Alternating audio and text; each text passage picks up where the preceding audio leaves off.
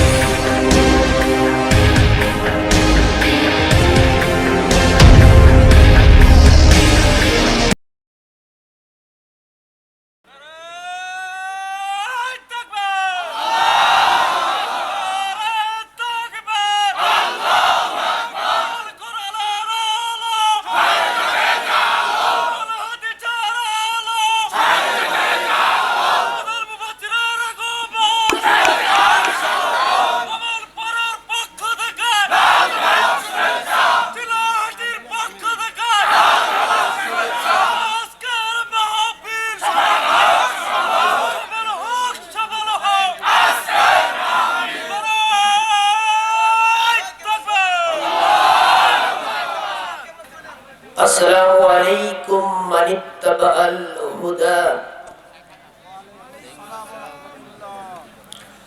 আলহামদুলিল্লাহ ওয়াহদা ওয়াসসালাতু ওয়াসসালামু আলা মান লা নাবিয়্যা বা'দা। আম্মা বা'দ। আউযু বিল্লাহি মিনাশ শাইতানির রাজীম।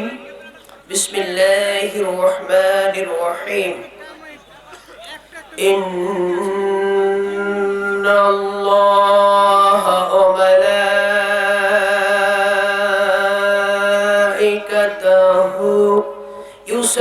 يصلون على النبي يا أيها الذين آمنوا صلوا عليه وسلموا تسليما। সবাই দুরূদ ইব্রাহিম পাঠ করি।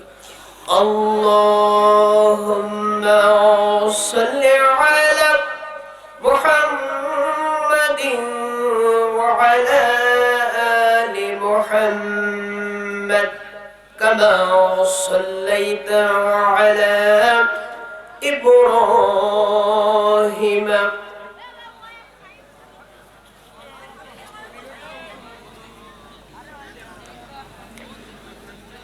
এই পৃথিবীর ওই আকাশের মালিক তুমি রহমান। তোমার দয়া এদের মাঝে নদীর মতো বহমান। এই পৃথিবীর ওই আকাশের মালিক তুমি রহমান। আল্লাহুম্মা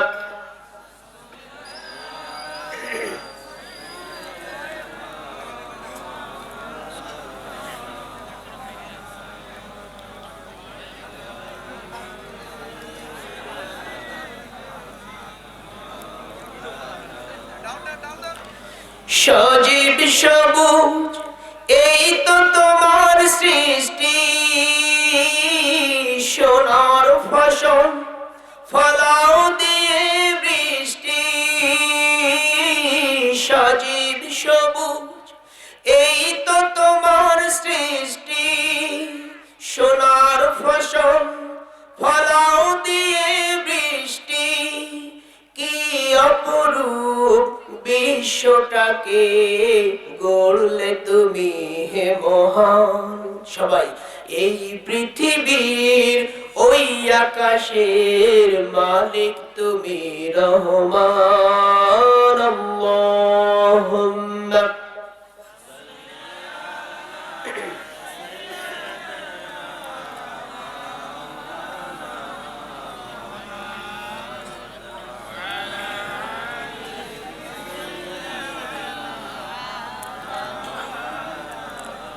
يا سيدي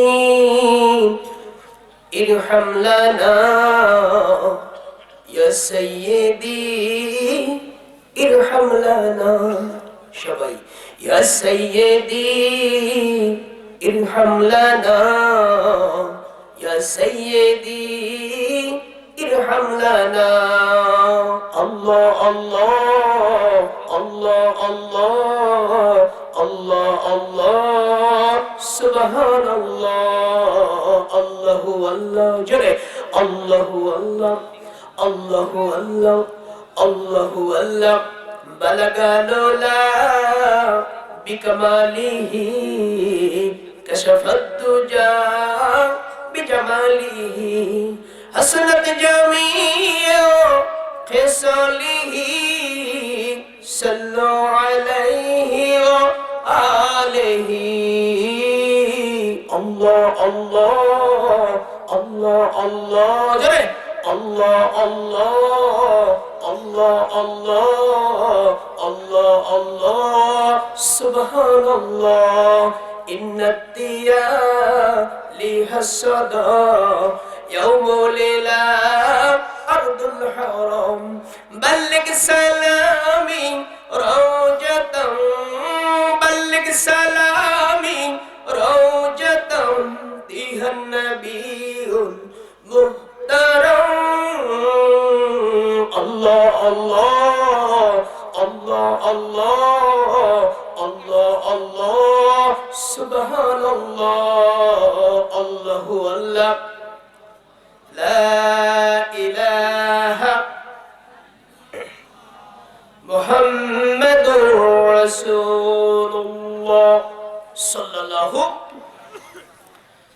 بسم الله الرحمن الرحيم حدثنا علي بن ابي طالب رضي الله تعالى عنه قال حدثنا ابو درد رضي الله تعالى عنه قال حدثنا معاذ بن جبل رضي الله تعالى عنه قال حدثنا ابو سعيد الخدري رضي الله تعالى قال حدثنا عبد الله بن عمر رضي الله تعالى عنه قال حدثنا عبد الله بن عباس رضي الله تعالى عنه قال حدثنا أنس بن مالك رضي الله تعالى عنه قال حدثنا أبو هريرة رضي الله تعالى عنه قال قال رسول الله صلى الله عليه وسلم من حفظ على أمة 40 حديثا من دين وبعث الله إليه يوم القيامة في سورة الفقهاء والعلماء رواه أبو داود नमस्ते रुद्ध मन्नव उद्दुते पुष्पे नमो बहु भवते नमो नमो नमो नमो नमो नमो जाते रुद्र सेवा तनुर घोरा पापकाशिनी सात जयं तुम देवाशा समेत रणे राता एकमेव द्वितीयम् एकमेव द्वितीयम् एकमेव द्वितीयम् Islam not a religion. Islam is the only one religion that makes sure to maintain human rights. Allah is our Lord. Muhammad Rasulullah Sallallahu Alaihi Wasallam is your leader and commander. Al-Quran is your constitution. Jannah is your way. Shahadat is our teacher. Jore jore boli Allahu Akbar. ঐতিহ্যবাহী তালিমুল কোরআন কওমি মাদ্রাসার উন্নয়ন কল্পে হাফেজ ছাত্রদের দস্তবদ্ধ মূলকে আয়োজিত দ্বিতীয় বার্ষিক তাফসীরুল কোরআন মাহফিলের মুহাজ্জাজ মুহতারাম জনাব সম্মানিত পরিচালক সাহেব অত্র মঞ্চের সুযোগ্য অভিজ্ঞ মাননীয় মান্যবর সভাপতি ভোগনাপুর ইউনিয়ন শাখা বাংলাদেশ আওয়ামী লীগের সম্মানিত সাধারণ সম্পাদক আপনাদের একান্ত কাছের মানুষ জননেতা জনাব মোহাম্মদ হাফিজুর রহমান বকুল সাহেব সহ সভাপতি হিসেবে আছেন ভোগনাপুর ইউনিয়ন শাখা বাংলাদেশ আওয়ামী লীগের সম্মানিত মেম্বার ৮ নং ওয়ার্ডের সম্মানিত সভাপতি জননেতা জনাব মোহাম্মদ রুহুল আমিন মিয়াজি সাহেব আমার পূর্বে আলোচনাটিকে ধন্য করেছেন অত্যন্ত পরিচিত কণ্ঠস্বর বিশিষ্ট আলোচক বিশিষ্ট আলেমে দ্বীন জীবন্ত কোরআন ভয়েস অফ কোরআন সৈয়দপুরের কৃতি সন্তান ঐতিহ্যবাহী বাইতুল আকসা জামে মসজিদের সম্মানিত ইমাম ও খতিব শ্রদ্ধাভাজন বড় ভাই জনাব হাফেজ মাওলানা মোহাম্মদ আখতারুজ্জামান নূর সৈয়দপুরি সাহেব আলোচনা রেখেছেন স্নেহের ছোট ভাই বিরামপুরের কৃতি সন্তান আপনাদের পরিচিত কণ্ঠস্বর চিরহাটি সদর জামে মসজিদের সম্মানিত ইমাম খতিব, বিশিষ্ট আলেমী দ্বীন, বিশিষ্ট আলোচক, অসংখ্য আলেমদের উস্তাদ হাজিউল হারামাইন কাবার মেহমান আলহাজ হাফেজ মাওলানা মুফতি মোহাম্মদ আব্দুর রাজ্জাক বিরামপুরি সাহিব দামাত বরকাতুহু আলিয়া আলোচনা রেখেছেন। আগামী দিনের রাহবর আলোচনা জগতের এক উজ্জ্বলতম জ্যোতিষ্ক, ঐতিহ্যবাহী আল আরাবি হুসেন রিয়াজুল জান্নাহ মাদ্রাসার সম্মানিত মুহতামিম জনাব স্নেহের ছোট ভাই হাফেজ কারি মোহাম্মদ গোলাম মোস্তফা সাহেব সহ সকল দাওয়াতি উলামা ইকরাম, মুরব্বী আর এজাম, আমার সমবয়সী যুবক ভাইরা, স্নেহের ছোট্ট কচিকাচা সোনামণিরা, পর্দার অন্তর আড়ালে অবস্থানরতা আমার একান্ত আত্মার আত্মীয়া, অশেষ ধৈর্যশীলা, প্রজ্ঞাশীলা, মোহতারেমা, শ্রদ্ধেয়া, আলেমা, হাফেজা, আমার মা এবং বোনেরা, প্রশাসন এবং মিডিয়ার বন্ধুরা, অমুসলিম ভাই এবং বাবাজিরা, সর্বস্তরের মাননীয় মান্যবর জনতা, আমার পক্ষ থেকে আবারও সালাম। আসসালামু আলাইকুম মানিত্তাবাআল হুদা। মহান আল্লাহ রাব্বুল আলামিনের শুকরগুজার হচ্ছি, যিনি আপনাকে আমাকে প্রচন্ড শীতের প্রচন্ডতাকে উপেক্ষা করে একটি প্রতিকূল পরিবেশকে মারিয়ে কোরআনের প্যান্ডেলে কোরআনের মেহমান হওয়ার তৌফিক দান করলেন। এজন্য সবাই শুকরগুজার হই, সকলেই বলি আলহামদুলিল্লাহ। লাখ কোটি শুকরগুজার হচ্ছি, লাখ কোটি সালাম ও দুরূদ পেশ করছি মানবতার মহান শিক্ষক, গোটা পৃথিবীর সফল রাষ্ট্রনায়ক, দ্বীনের নবী, প্রেমের ছবি, দুলালে আমিনা, শাহে মদিনা, জনাবে মুহাম্মদ রাসূলুল্লাহ সাল্লাল্লাহু আলাইহি ওয়াসাল্লামের প্রতি। সম্মানিত হাজিরিন, এই মাহফিলে আপনারা বেজারাটা খুশি? অল্প না বেশি? আলহামদুলিল্লাহ। আল্লাহ রাব্বুল আলামিন এই মাহফিলকে আমাদের সকলের জন্য নাজাতের জারিয়া হিসেবে কবুল মঞ্জুর করে নিন। আমিন। হৃদয়টা প্রশস্ত করে বলে আমিন। ধন্যবাদ বাধিত করছি আজকের মাহফিলের ইন্তেজামে কমিটিকে, যারা জাতির চরম ক্লান্তি লগ্নে, যখন গোটা পৃথিবী করোনা ভাইরাসের প্রকোপে প্রকম্পিত, গোটা পৃথিবীর মানব জনগোষ্ঠী যখন চরম আতঙ্কিত, ঠিক সেই মুহূর্তে একটা সুন্দর মাহফিলের আয়োজন যারা করেছেন, বিশেষ করে ইন্তেজামিয়া কমিটির অন্যতম ধারক এবং বাহক, এই মাদ্রাসার ফাউন্ডার, বিশিষ্ট চিকিৎসক, আপনাদের একান্ত কাছের মানুষ ডাক্তার মোহাম্মদ তাসদিকুল ইসলাম তাজ সাহেব সহ যারা এখানে আয়োজন করেছেন, আমি তাদেরকে ধন্যবাদ বাধিত করছি। আল্লাহ পাক তাদের কবুল করুন, সকল বলি আমিন। চিলাহাটের বিশিষ্ট ব্যবসায়ী আমার জনাব প্রিয় লিখন ভাই, আমার জিয়াউর রহমান ভাই এবং আমি পোস্টনামার যে মাদ্রাসায় এসেছিলাম, হাফেজে কোরআন জনাব সামিউল ইসলাম ভাই সহ আপনাদের সকলের প্রতি আমার হৃদয়ের ভালোবাসা, যারা আজকে মাহফিল শুনতে এসেছেন, আল্লাহ পাক আপনাদের প্রত্যেককে কবুল মঞ্জুর করে নিন। আপনারা সবাই কেমন আছেন? আলহামদুলিল্লাহ, আই এম অলওয়েজ ফাইন। আল্লাহর শুকর আমরা এই জন্য সবসময় করব, যিনি 53 লক্ষ মানুষকে এই পৃথিবী থেকে নিয়ে গেছেন নিকট অতীতে, এই কঠিন একটি দুঃসময়েও আপনাকে আমাকে যিনি এক দীর্ঘ হায়াত দিয়ে বাঁচিয়ে রেখেছেন, তিনি কে? আল্লাহ। তার শুকরিয়া কম হবে না বেশি হবে? তার শুকরিয়া শেষ করা যাবে না। तमाम तरह की तारीफ अल्लाह के लिए जो बड़ो मेहरबान निहायत रहम वाला, তিনি কে? আরো জোরে বলে, তিনি কে? আল্লাহ। সব প্রশংসার আধার কে? আল্লাহ। 53 লক্ষ লোক চলে গেছে, আপনি আমিও সেই মৃত্যুর মিছিলের একজন সদস্য হতে পারতাম, তাই কি না? কিন্তু আল্লাহ রাব্বুল আলামিন আপনাকে আমাকে একটা লং টাইম হায়াত দিয়ে এই পৃথিবীতে নেকি অর্জন করার এক সুবর্ণ সুযোগ করে দিয়েছেন। সেই মহান আল্লাহর জন্য অযুত কোটি সুজুদ বলি আমিন। সম্মানিত হাজিরিন, কোরআন এক অবিসংবাদিত কিতাব, গোটা বিশ্ববাসীর জন্য এক সার্বজনীন জ্ঞানের আধার। এই কোরআন থেকে কথা হবে আব্বাজান। ইতিপূর্বে আমি আপনাদের সামনে কয়েকবার আলোচনা রাখার সুযোগ পেয়েছি, আবার আল্লাহ পাক আপনাদের সামনে কথা বলার সুযোগ করে দিচ্ছেন, এজন্য আবারও শুকরিয়া আদায় করি, সকলেই বলি আলহামদুলিল্লাহ। কোরআনুল কারীম তেলাওয়াত করলে মেডিকেল সায়েন্স বলছে মানুষের মস্তিষ্কের ভিতরে এন্ডোরফিন নামে একটা পদার্থ নির্গত হয়, যে পদার্থ কোরআন তেলাওয়াত করতে গেলে নির্গত হওয়ার কারণে মানুষের মনটা পুলকিত হয়, আনন্দিত হয়। আল্লাহু আকবার। মানে কোরআন তেলাওয়াত করতে গেলে মানুষের মনে একটা পুলকিত ভাব, একটা আনন্দের আমেজ তৈরি হয়ে যায়। সুতরাং সে কোরআন থেকে কথা বলা হবে, কষ্ট হবে কি আপনাদের? দোয়া করে দেব নাকি পরবর্তী 2 ঘন্টা আসেন নাকি পালিয়ে যাবেন? আরো জোরে বলি, পালিয়ে যাবেন?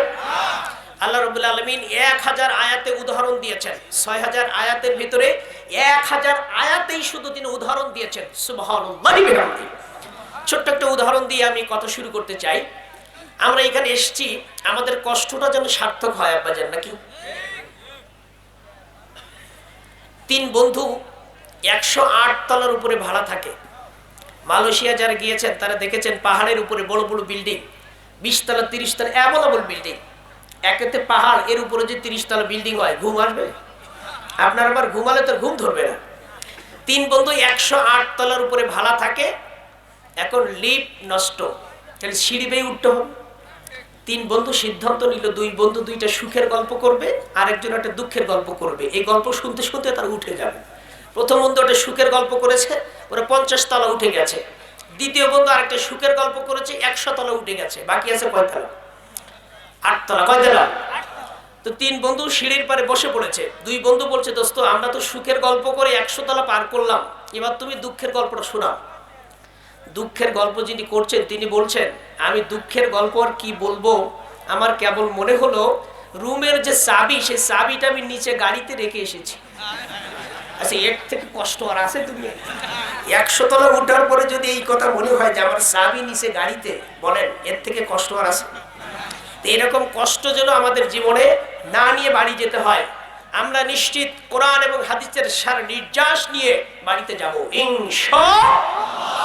কোরআনের একটা বিজ্ঞানময় তথ্য দিয়ে আমি কথা শুরু করতে চাই। সূরা আল জারিয়াত 7 নম্বর আয়াত, আল্লাহ রাব্বুল আলামিন বলেছেন, ওয়াস সামাই যাতিল হুবুক, পথ বিশিষ্ট আকাশের কসম। আকাশের ভিতরে যে কিছু পথ আছে, এই পথের কসম খেয়েছেন কে? আল্লাহ। আর জোরে বলি, কে? সূরা আল জারিয়াত শব্দের অর্থ হচ্ছে বিক্ষিপ্ত বাতাস। আকাশের ভিতরে অসংখ্য পথ আছে, এই পথের কসম খেয়েছেন কে? আর জোরে বলি, কে? সূরা আল জারিয়াতের এই আয়াত নিয়ে গবেষণা হয়েছে। গেল শতক অর্থাৎ 1900 শতকে আমরা লক্ষ্য করেছি কোরআনের এই আয়াত নিয়ে গোটা পৃথিবীতে অনেক সায়েন্টিস্ট তারা গবেষণা করেছেন যে আকাশের ভিতরে আবার কি এমন পথ থাকতে পারে, আর আল্লাহ রাব্বুল আলামিন সেই পথের কসম খেয়েছেন। আল্লাহু আকবার। নিশ্চিত সেই পথ কোথায় আমাদের খুঁজে বের করতে হবে। আমি দুটো তথ্য দিয়ে শুরু করতে চাই। এক হচ্ছে আমেরিকার মহাকাশ গবেষণা সংস্থা নাসা এই আয়াতের উপরে একটা সুন্দর থিওরি দিয়েছেন, যেটাকে গোটা পৃথিবীবাসীরা 2012 সালের 2রা এপ্রিল এই তথ্যটা গোটা বিশ্ববাসীর কাছে তারা ওপেন করেছে। একটা তথ্য দিয়েছে তারা, সেটা হচ্ছে এক্স পয়েন্ট নামে আকাশের ভিতরে একটা পথ আছে। আমরা জানি এক্স অক্ষটা এরকম, অর্থাৎ 2টা রেখা যদি আমরা এক জায়গায় মিলিত করি তাহলে মাঝখানে এক্স একটা অক্ষর হয়ে যায়। এই যে এক্সটা যেখানে জোড়া লেগে যায়, এই জায়গার একটা পথ আকাশের ভিতরে তারা গোপন পথ খুঁজে পেয়েছেন। আল্লাহু আকবার। এই পথটা মাঝে মাঝে খুলে যায়, মাঝে মাঝে আটকে যায়। কখন খুলে কখন আটকে যায় এটার পূর্বাভাস পাওয়া যায়। এটা নাসার গবেষণা সংস্থা থেকে 2012 সালের 2রা জুলাই এই তথ্য তারা গোটা বিশ্ববাসীকে দিয়েছে। অর্থাৎ কোরআনের এই আয়াতের সঙ্গে সম্পূর্ণ একটা মিল আমরা খুঁজে পেয়েছি। আল্লাহু আকবার। দ্বিতীয় তথ্য দিয়েছেন কারা? দ্বিতীয় তথ্য দিয়েছেন রব ম্যাকগ্রেগর এবং জস বার্নর নামে 2জন ব্যক্তি, তার বাপ বেটা।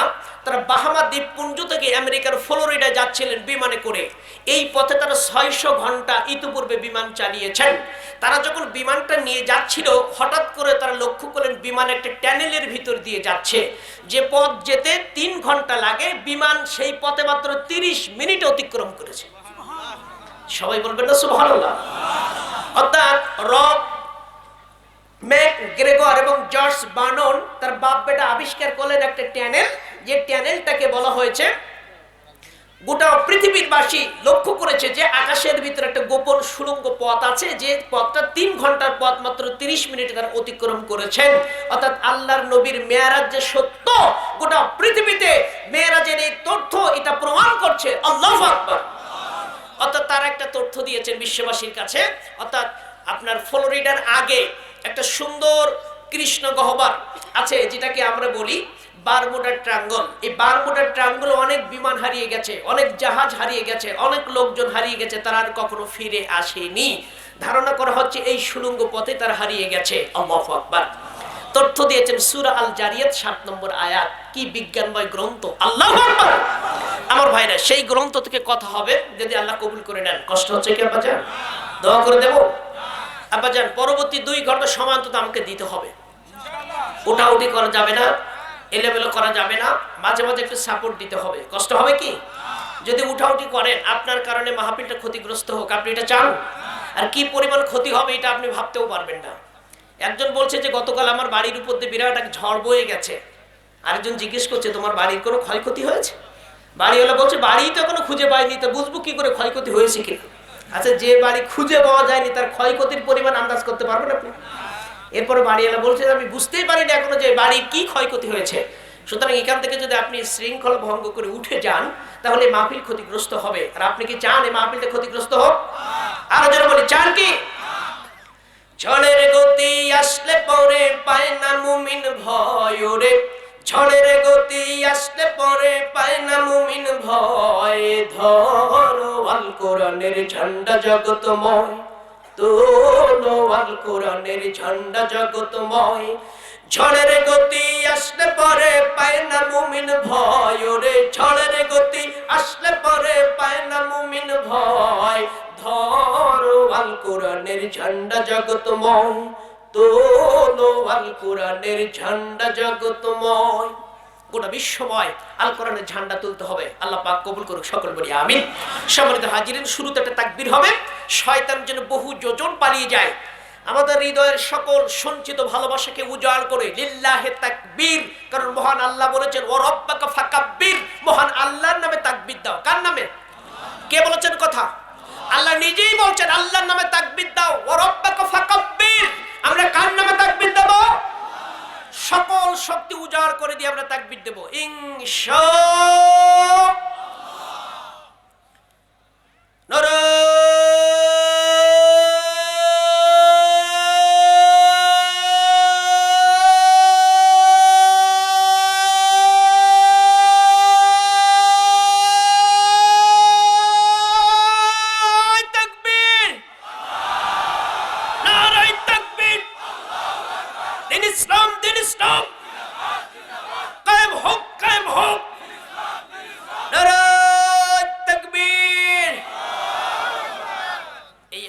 শেষ অবধি থাকবে বাজান ইনশাআল্লাহ। আমা তৌফিকি ইল্লাল্লাহ। কথা কিন্তু আমরা যথেষ্ট দেই, কিন্তু শেষ পর্যন্ত কথা থাকে না, নাকি?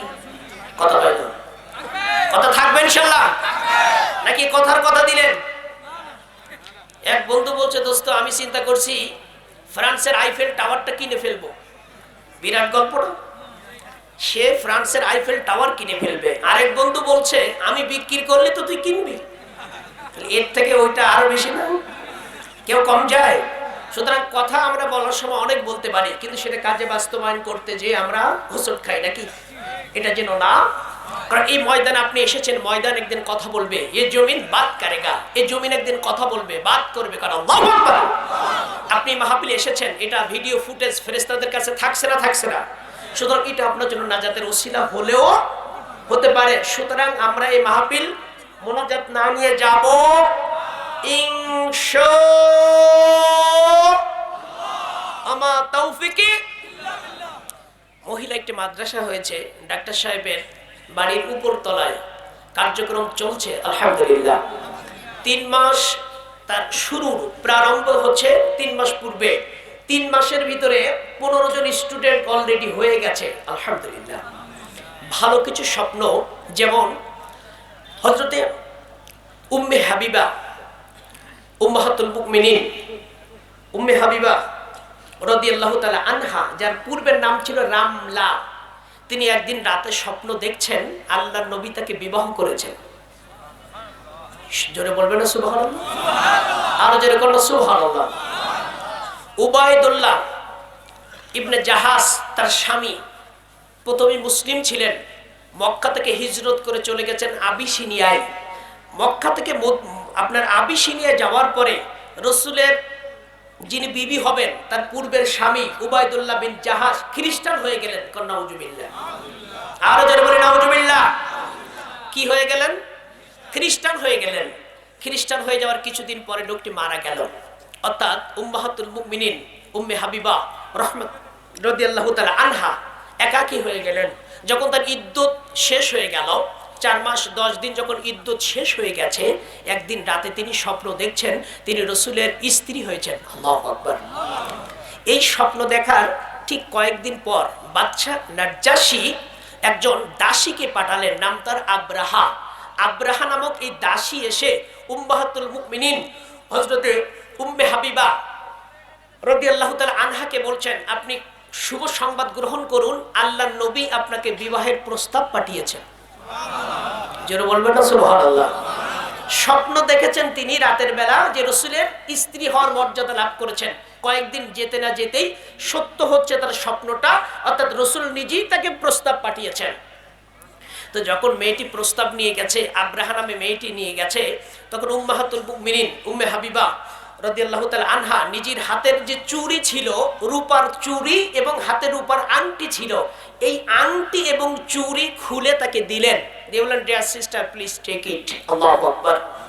বলেন, প্রিয় বোন আমার, এটা গ্রহণ করুন। আপনি যে আমার জন্য একটা সুখের সংবাদ এনেছেন, শুভ সংবাদ, একটা গুড নিউজ আপনি আমার জন্য এনেছেন, আমার পক্ষ থেকে খুশি হয়ে আমার আংটির চুড়ি আমি আপনাকে উপহার দিলাম। এটা জোরে বলবেন না সুবহানাল্লাহ। তো বলছে, বোন, আল্লাহ নবী আপনাকে বিয়ের প্রস্তাব পাঠিয়েছেন। বাদশা নাজ্জাশী, হাবশার বাদশা, অর্থাৎ ইরানের বাদশাকে, অর্থাৎ পারস্য সম্রাটকে কায়সার বলা হতো, রোমের বাদশাকে কিসরা বলা হতো, আর হাবশার বাদশাকে নাজ্জাশী বলা হতো। এটা তার উপাধি। আর আমি যে বিষয়ে কথা বলবো আজকে, মিশরের একজন প্রাইম মিনিস্টার ছিলেন, অর্থাৎ all in all head of the state of মিশর, তাকে একটা নামে নামকরণ করা হতো। আল্লাহ যদি তৌফিক দেন, আমি আজকে সূরা আর শুআরার আলোকে সে কতগুলো তুলে ধরবো, যদি আপনাদের ধৈর্য থাকে। কষ্ট হবে কি আপনাদের? বাদশা নাজ্জাশী, আপনাকে আল্লাহর নবীর পক্ষ থেকে প্রস্তাব পাঠিয়েছেন, রাসূলের বিবাহের প্রস্তাব, আপনি কি রাজি? বলছেন, জি আমি রাজি, আলহামদুলিল্লাহ। বাদশা নাজ্জাশী খুতবা দিলেন এবং রাসূলের চাচাতো ভাই জাফর বিন আবু তালিব তাকে বললেন, আপনি খুতবা দিন। তখন হযরতে জাফর বিন আবু তালিব বিয়ের খুতবা দিলেন, বাদশা নাজ্জাশী বিয়ের খুতবা দিলেন, দিয়ে রাসূলের সঙ্গে উম্মে হাবিবার বিবাহ পড়িয়ে দিলেন। আল্লাহু আকবার। কিছুদিন পরে উম্মে হাবিবাকে মদিনায় রাসূলের কাছে পাঠিয়ে দিলেন। আমি বলতে চাচ্ছি, কিছু কিছু স্বপ্ন বাস্তবায়ন হয়, কিছু কিছু স্বপ্ন সত্য হয়, তাই কিনা কথা বলেন?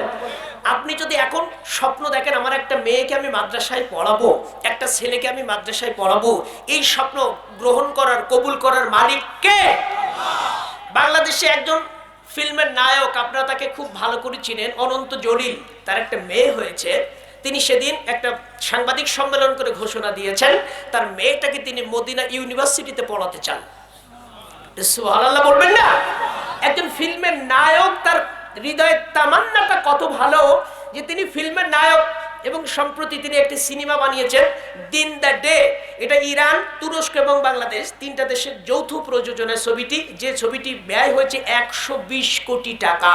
বাংলাদেশের একটা সিনেমা বানাতে 4 থেকে 5 কোটি টাকা ব্যয় হয়, সেখানে অনন্ত জলিলের সিনেমায় ব্যয় হয়েছে 120 কোটি টাকা। তিনি ঘোষণা দিয়েছেন তার মেয়েটিকে তিনি মদিনা ইউনিভার্সিটিতে পড়াবেন। আল্লাহু আকবার।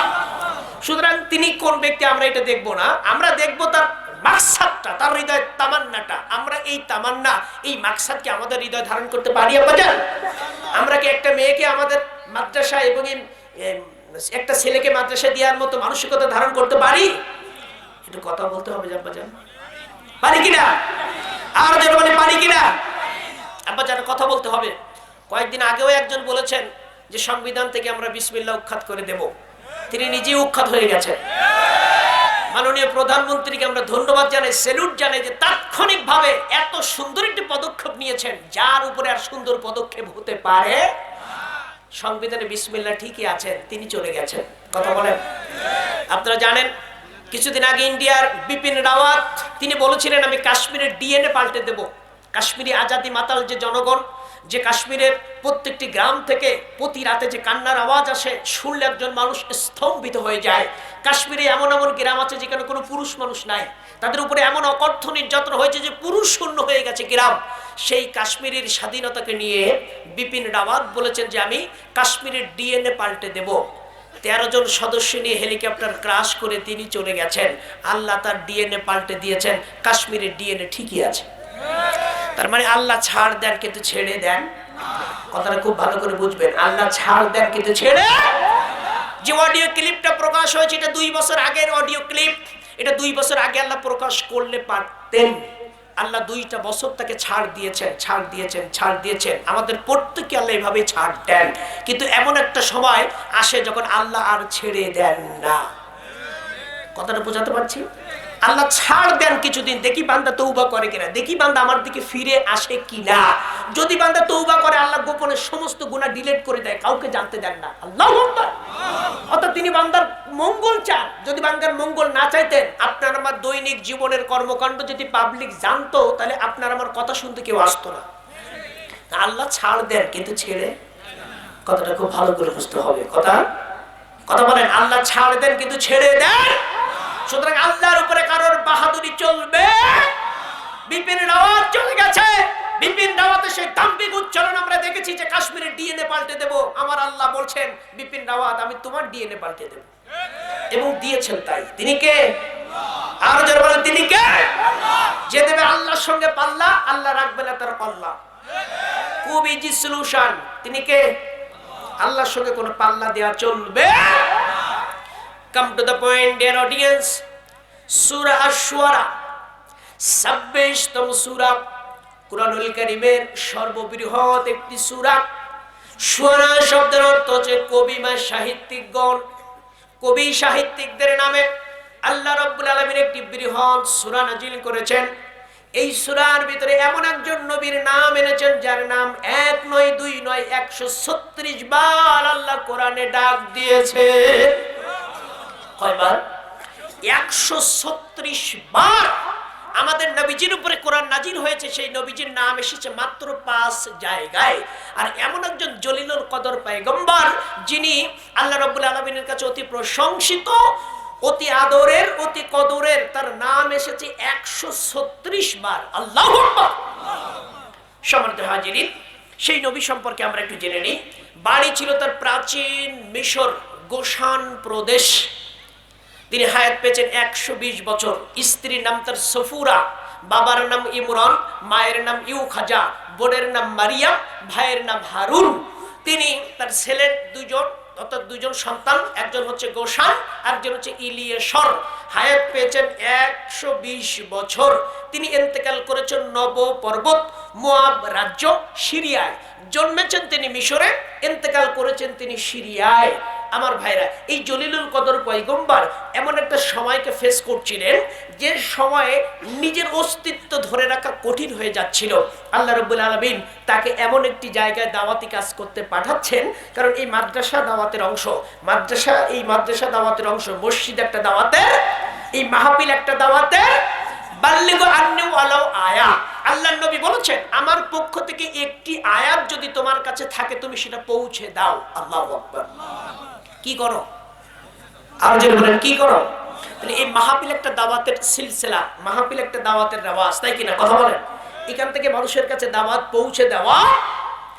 আল্লাহ রাব্বুল আলামিন বললেন, ওয়া ইজনাদা রাব্বুকা মূসা আনিতিল কওমাল যালিমিন।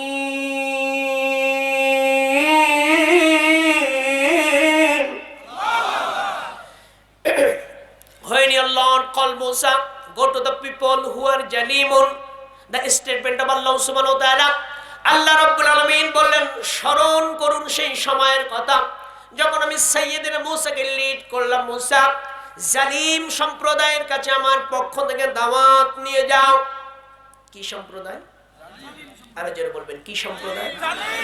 আল্লাহ বলছেন, জালিম শব্দটা তিনি উল্লেখ করে বলছেন, মূসা আমার পক্ষ থেকে তুমি জালিমের কাছে দাওয়াত নিয়ে যাও। সাইয়েদনা মূসা নবী বললেন, আল্লাহ, এই মিশরে বহু জাতির লোকের বসবাস।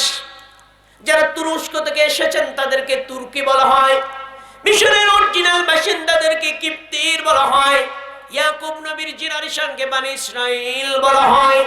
আল্লাহ, এদের ভিতরে আপনি কাকে জালিম বলেছেন খুলে বলুন। আল্লাহ রাব্বুল আলামিন পরবর্তী আয়াতে বলছেন, কওমা ফিরআউন কওমা ফিরআউন আলা ইয়াত্তাকুন।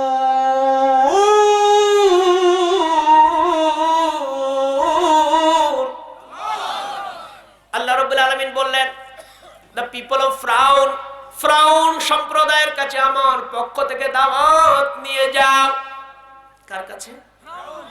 একটা কথা খুব ভালো করে আজকে বুঝে যান, ফিরআউন নিজেই একজন খোদা, আরেক খোদার দাওয়াত নিয়ে তার কাছে যেতে বলা হচ্ছে। মানে ধরে নেন একজন এমপির কাছে যদি আরেকজন এমপি ভোট চাইতে যায়, কেমন দেখাবে? কথাটা খুব ভালো করে বুঝবেন। কোরআনের আলোচনা কিন্তু খুব বাস্তবসম্মত, আমরা বাস্তবের সাথে মেলাতে পারি না, কারণ আমাদের জ্ঞানের স্বল্পতা আছে। হিকমত না থাকলে যেটা হয়, কষ্ট হচ্ছে। একজন খোদাই দাবি করে বসে আছে, আনা রাব্বাকুমুল আলা, আমি তোমাদের রব, আমি তোমাদের বিধানদাতা, জীবনদাতা, আমি তোমাদের আইন প্রণেতা। ফিরআউনের দাম্ভিক উচ্চারণের সত্ত্বেও আল্লাহ বলছেন, মুসা, সাধারণ আম পাবলিকের কাছে তোমার দাওয়াত দিতে হবে না, তুমি যাও ফিরআউনের কাছে। কথাটা খুব ভালো করে বুঝে যাবেন। আমরা এখানে দাওয়াত দিচ্ছি, কোনো রিস্ক নাই। তাবলিগ জামাত দাওয়াতি কাজ করছে, কোনো রিস্ক নাই। মসজিদ, মাদ্রাসা, এভরিথিং সব জায়গায় দাওয়াতি কাজ হচ্ছে, কোনো রিস্ক আছে নাকি? কিন্তু আল্লাহ স্বয়ং মুসা বলছে ফিরআউনের কাছে যাও। বিষয়টা কি খুব সহজ? আর যেটা বলেন বিষয়টা খুব সহজ। আল্লাহ বলছে দ্য পিপল অফ ফিরআউন, ফিরআউনের জনগণের কাছে, ফিরআউনের কাছে যাও। অর্থাৎ আল্লাহ রাব্বুল আলামিন বলছে, মুসা ইজহাব ইলা ফিরআউন ইন্নাহু তাগা। শোনো মুসা, ফিরআউন খুব দাম্ভিক হয়ে গেছে, অহংকারী হয়ে গেছে, তাকে কোমল ভাষায় দাওয়াত দাও। আল্লাহু আকবার। কোন ভাষায়? সফট, কোমল ভাষায় দাওয়াত দাও। আমরা বক্তারা এই জায়গাটাই ভুল করে যাচ্ছি। আমরা মানুষকে দাওয়াত দিই খুব শক্ত মুডে, না। আল্লাহ বলছেন সফটলি দাওয়াত দাও, কোমল স্বরে দাওয়াত দাও। তার হিকমতটা কি? হয় সে উপদেশ গ্রহণ করবে অথবা আমাকে ভয় করবে, দুটো ফায়দা হবে। কয়টা? হয় সে উপদেশ গ্রহণ করবে অথবা আমাকে ভয় করবে। যেন কোমল ভাষায়, নরম ভাষায়, সফটলি তাকে দাওয়াত দাও। কি কে বলেছেন এই কথা? আর যেমন কে বলেছেন? আল্লাহ বলছে ইজহাব, তুমি যাও। প্রথমে ওয়াহিদ এক বচন ব্যবহার করেছে, সিঙ্গুলার পারসন ব্যবহার করেছে। এরপরে মুসা আলাইহিস সালাতু ওয়াস সালাম কি বলছে? যাচ্ছি সামনের দিকে। মুসা নবী কয়েকটা দাবি আল্লাহ রাব্বুল আলামিনের কাছে তুলে ধরলেন, কয়েকটি ঘোর আপত্তির কথা তুলে ধরলেন। আল্লাহ, আপনি আমাকে দাওয়াত দিতে বলছেন। ক্বালা রাব্বি, আমার সাথে পড়বেন, না পড়তে পারলে ঠোঁট মেলাবেন, আপনার নেকি হবে। ক্বালা রাব্বি ইন্নী আখাফু আন ইউকাযযিবুন।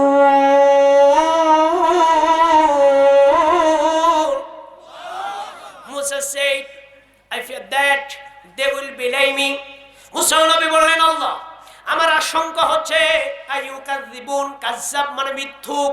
আল্লাহ, আমি যদি ফিরআউনের কাছে দাওয়াত নিয়ে যাই, ফিরআউন আমার দাওয়াত নিবে না, কারণ আমি ফিরআউনের প্রাসাদে দুধের বাচ্চা থেকে যৌবন পর্যন্ত বেড়ে উঠেছি। ফিরআউন আমাকে মিথ্যুক বলবে। কি বলবে? বলছে আমাকে, আচ্ছা, মালিকে মেয়ে নিতে যদি কর্মচারী প্রস্তাব দেয়, মালিক দিবে? কি বলবে? তোমার আমি চিনি না, তুমি আমার বাড়ি ছিলে, তুমি আমার কর্মচারী, আর আমার মেয়ে নিতে চাও, সেটা প্রেস্টিজে লাগে। কথা বল, হবে কিনা? কথা বলে।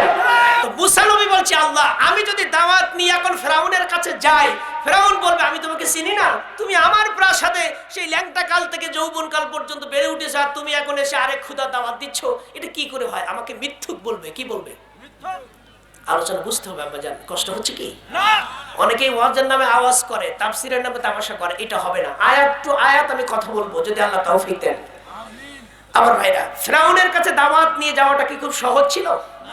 একজন খোদা দাবি করে বসে আছে, আরেক খোদার দাওয়াত নিয়ে যেতে হচ্ছে, খুব রিস্কের কাজ কিনা? কথা বলে। এখানেই শেষ নয়। মুসা আলাইহিস সালাতু ওয়াস সালাম বলেন, আল্লাহ, ওয়ায়াদিকু সাদরি, বলেন ওয়ায়াদিকু সাদরি ওয়ালা ينطلق لساني فأرسل إلى هارون।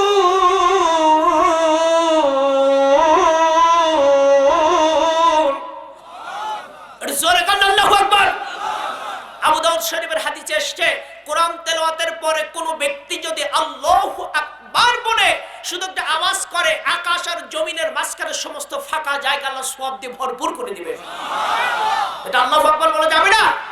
শুধু তাই না, সহিহ বুখারীর 763 নম্বর হাদিস, আল্লাহর নবী বললেন, আমরা যখন রুকু করি, রুকু থেকে যখন আমরা উঠে দাঁড়াই, তখন কি বলি? সামি আল্লাহ, সামি আল্লাহ। তিনি শ্রবণ করেন, হু লিমান হামিদা, কে তার প্রশংসা করছে, তিনি কে? আর যারা বলেন তিনি কে? এরপরে কোন ব্যক্তি যদি বলে রব্বানা লাকাল হামদ হামদান কাসীরান তাইয়িবান মুবারাকান কেউ বলে তাহলে আসমান এবং জমিনের ফেরেশতারা সওয়াব লেখার জন্য প্রতিযোগিতা শুরু করে দেয়। কেউ যদি রুকু থেকে উঠে দাঁড়িয়ে কথা বলে তাহলে আমরা যার প্রশংসা করছি তিনি শুনছেন না? আর যদি বলে তিনি শুনছেন না, শুনছেন না। তো মুসা আলাইহিস সালাম বলছেন কি, ওয়ায়াদিকু Sadri, my breast is tightens, my tongue express not oil, so sent for Harun, the statement of Allah subhanahu wa ta'ala. মুসা নবী বললেন, আল্লাহ, my breast is tightens, আমার বুকের ভিতরে ভয় লাগে, ওয়ালা ইয়ানতালিকু লিসানি, my express not oil, আমার কথায় সাবলীলতা নাই, আমার কথায় জড়তা আছে, আমার ঠোঁট জড়িয়ে যায় ভয়। ফারসিল ইলা Harun, so send for Harun, আমার ভাই হারুনের প্রতি নবুয়ত পাঠিয়ে দিন। আমার ভাই হারুন ভালো বক্তৃতা করতে পারে, দাওয়াত দেওয়ার জন্য বক্তা শর্ত, সুতরাং আমার ভাই হারুনকে নবুয়ত দিন, আমি এবং আমার ভাই দুজন মিলে ফিরাউনকে দাওয়াত দেব। মুসা নবী প্রথম বলেন, আল্লাহ আমাকে মিথ্যক বলবে। নাম্বার 2, আল্লাহ আমার বুকের ভিতরে ভয় লাগে। নাম্বার 3, আমার ঠোঁটগুলো ভয়ে জড়িয়ে যায়। নাম্বার 4, আমার ভাই হারুনের প্রতি নবুয়ত পাঠিয়ে দিন। নাম্বার 5 কি বলছে, ওয়ালাহুম আলাইয়া জামবুল, ওয়ালাহুম আলাইয়া জামবুল ফাখাফু আন ইয়াকতুলুন,